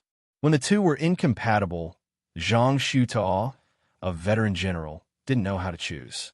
At this moment, there was a commotion at the front lines. Looking over, a group of cavalry suddenly rushed out of the Xiang Dragon Barracks, holding the golden flag of Shanghai City, indicating that they were just ambassadors. The news of Wenshan City being surrounded by Shanghai City's army had only spread among a small portion of the soldiers. Some of the soldiers didn't even know about it and were still attacking the barracks. This group of cavalry was really bold. If they were careless, they could be captured by the Allied army and die a horrible death. Fortunately, Zhang Xutuo and the other generals received the news and immediately sent a small group of cavalry over. In a short while, the cavalry arrived in front of Zhang Xutuo and the other generals. Shua, under the lead of the chief general, 100 cavalrymen got off their horses. "Who are you?" a deputy general asked. The chief general took off his helmet, revealing a handsome face. It was Luo Shixin. Zhang Xutua's eyes narrowed when he saw him, and he sighed. At first glance, Zhang Xutua could tell that the young general had completely grown up. In history, when Luo Shixin was captured and died, Zhang Xutua was filled with grief. Who would have thought that the two of them would meet again? Luo Shixin was obviously excited as well. He quickly walked in front of Zhang Xutua and cupped his fists. Shixin greets Marshal. However, he used the title he used in history. Of course, the two of them were serving different masters, and Luo Shixin couldn't kneel down on one knee to greet them. Zhang Xutua's expression was cold, and he said with a straight face, "Are you here to ask us to surrender?" He was still the marshal of the Allied army, and naturally, he had to show the proper attitude. Luo Shixin was not surprised when he saw this. Marshalling was such a person. As long as it was related to official matters, there was no mercy to speak of. It was absolute business. I'm afraid that Marshal N isn't very clear about the current situation, Luo Shixin said, and told him about the situation of the four armies surrounding Wenshan City. The faces of the Allied army's generals darkened when they heard this. Luo Shixin even found out about the drama that had taken place on the city gate tower and exposed it one by one. Even Zhang Xutuo was embarrassed when he heard this. What was going on? Luo Shixin naturally wasn't here to embarrass the generals of the Allied army. He cupped his fists and said, "Marshal N, generals, my lord and General Baiqi have asked me to pass on a message. The gates of Shanghai City are already open for all of you. As long as the Allied army is willing to surrender, the blood debt from before can be written off. After entering Shanghai City, we are all brothers." The Allied army's generals were moved when they heard this and became even more determined to surrender. Luo Shixin looked at Zhang Xutuo and said, "Marshal N, what do you think?" Shixin is very much looking forward to fighting with Marshal N on the battlefield again, and not against you like now.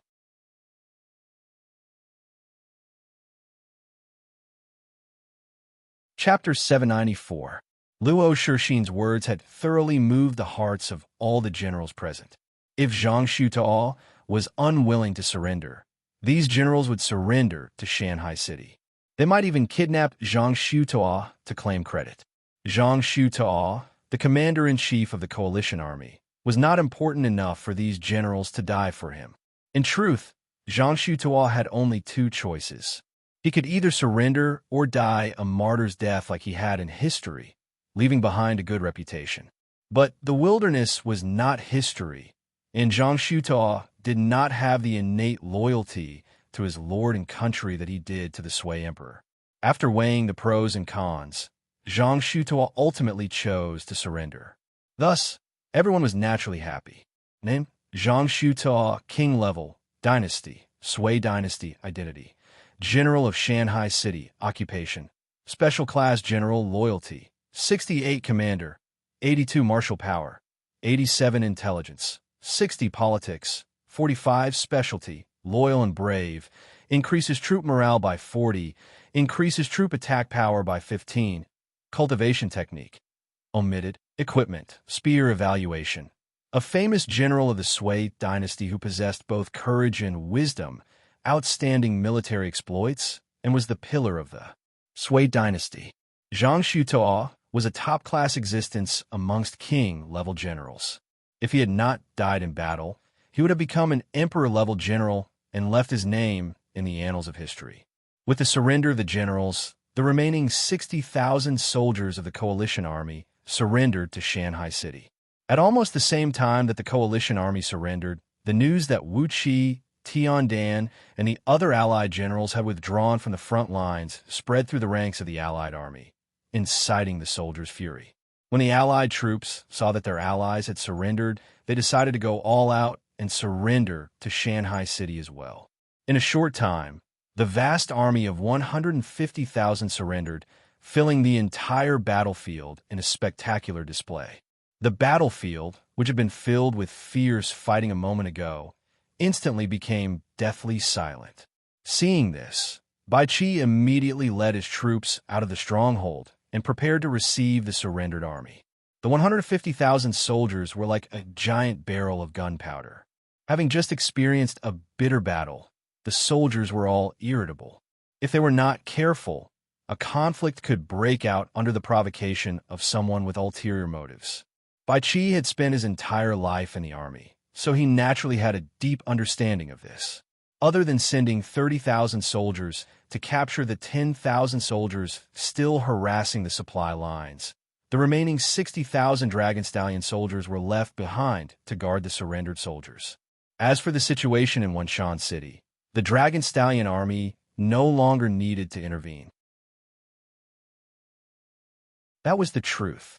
When the Tiger Leopard cavalry arrived at Wenshan City, Ma Chao saw that the city gate was tightly shut. He knew that it would be difficult to break through the city gate with just the Tiger Leopard cavalry alone.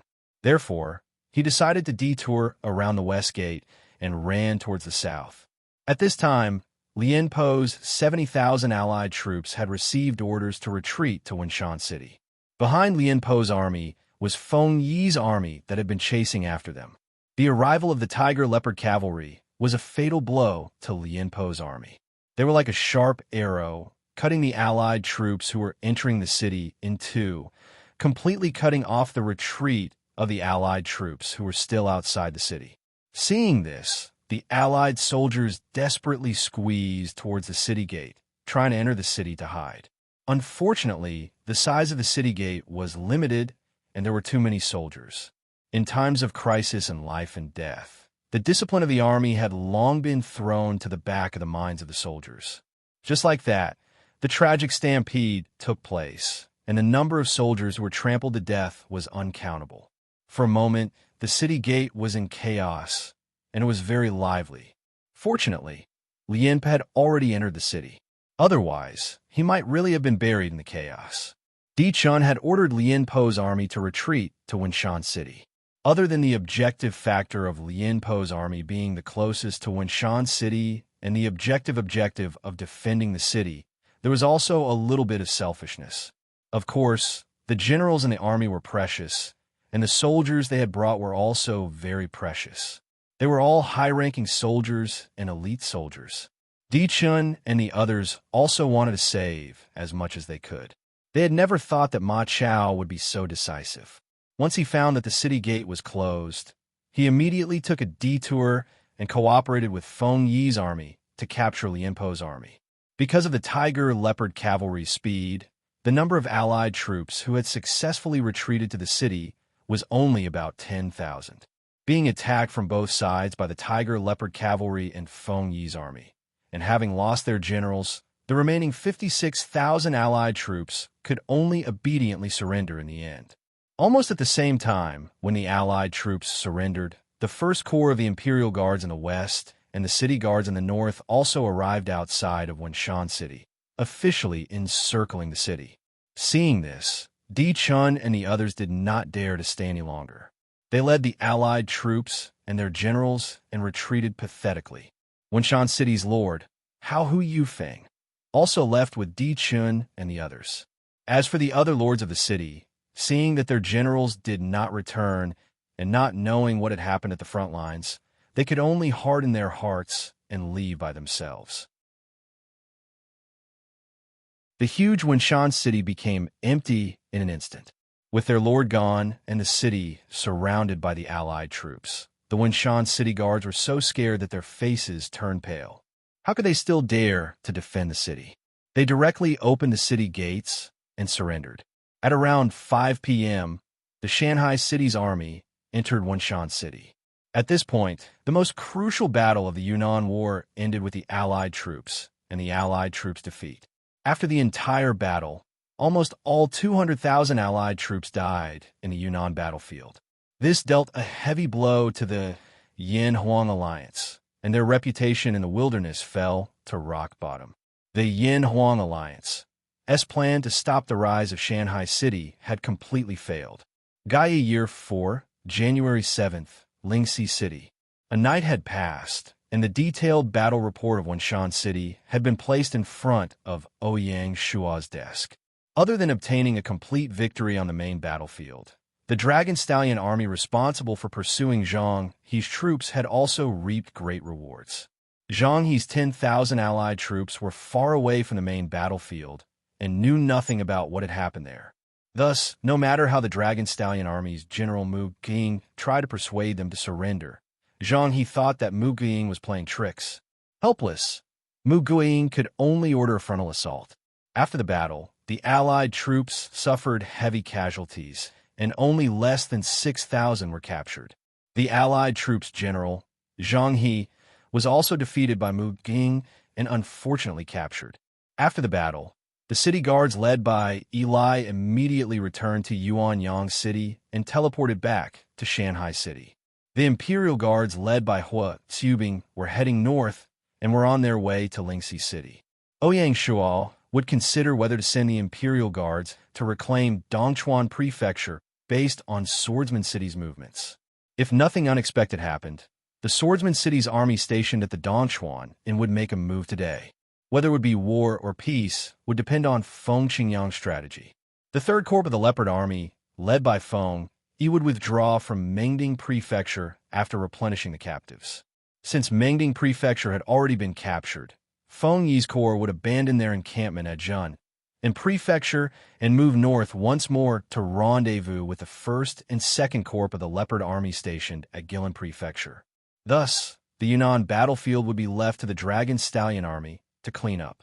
Bai Qi would lead the 1st Corps of the Dragon Stallion Army and continue to oversee Wenshan City. He would be responsible for detaining the surrendered troops and coordinating with the officials of the General Administration of Military Affairs who were on their way to Wenshan City to organize the surrendered troops. At the same time, Luo Shixin would lead the 4th Corps of the Dragon Stallion Army into Tingyue Prefecture and coordinate with the Central Army and the Mountain Barbarian Army to completely capture Tingyue Prefecture. Without the Allied troops to assist in the defense of Tingyue Prefecture, the lords of the Tingyue Prefecture had either fled or died. Under the pincer attack of the 3 armies, the prefecture would soon fall under the control of Shanghai City. At this point, Ouyang Shuo no longer needed to worry about the Yunnan battlefield. Just as the battle in Yunnan was about to end, the 3 local battles outside the battlefield had basically come to a conclusion. Feng Qiuhuang did not disappoint Ouyang Shuo. He decisively captured Fengxiang City and smoothly occupied the entire Taiyuan province. In one leap, he had become an influential marquis of the wilderness. The Jiaozhou Fleet and the Cliff Mountain Fleet, in coordination with the 2 infantry divisions of the Brave Tiger Army's 3rd Corps, had already landed on Izhou Island. At the same time, the 2 fleets had completely sealed off the Straits of Izhou. The General Administration of Military Affairs had ordered the Lingnan War Zone to reinforce Izhou Island and coordinate with the Navy to completely capture Izhou Island. The only troublesome thing was the battle at Heartstone City. With Di Chen's return, the army of Handan City was bound to be unwilling to allow the enemy to push forward. Lao AI was not greedy and simply used the two prefectures he had occupied as the boundary, preparing to divide Zhongwu Prefecture with Handan City. In view of the unstoppable rise of Shanghai City and the overall decline of the Yanhuang alliance, Di Chun probably did not have the courage to fight a decisive battle with Heartstone City. Regardless of whether he was willing or not, Di Chun could only temporarily swallow the bitter fruit of war and plan for the long term. In this way, not only did the Shanghai alliance achieve a complete victory in the Yunnan battlefield, but they also reaped great rewards outside of the main battlefield, reversing the decline of the alliance in Gaia for the past 3 years. The two alliances had once again returned to the same level. Of course, with the capture of Yunnan City, Shanghai City's position as the overlord of the China region was unshakable. Not a single member of the Yanhuang alliance could go up against Shanghai City. To put it bluntly, Shanghai City had gradually gained the strength to fight against the entire Yanhuang alliance alone. They were not afraid of any provocation or threat from the Yanhuang alliance. With the end of the show, the players in the China region could only sigh in amazement. The players with foresight also realized the problem. With Yunnan City State being wiped out, the biggest obstacle in Shanghai City's way of establishing a kingdom had been removed. In front of Shanghai City, there was a bright future ahead of them. The players had already begun to guess the establishment schedule of Shanghai City. Some said it would take a month, some even 2 months. Without exception, the players unanimously believed that Shanghai City would be established within 3 months. Such a fact really made people gasp in surprise. A commoner lord had overcome all obstacles step by step, crushing the glorious Yanhuang alliance along the way. In the complicated environment of the China region, he was the first to reach the top. Without a doubt, Shanghai City was about to create the biggest miracle in the history of the game. You're tuning into the Warrior Lore YouTube channel. Don't forget to subscribe and join us on this journey to catch the most captivating stories.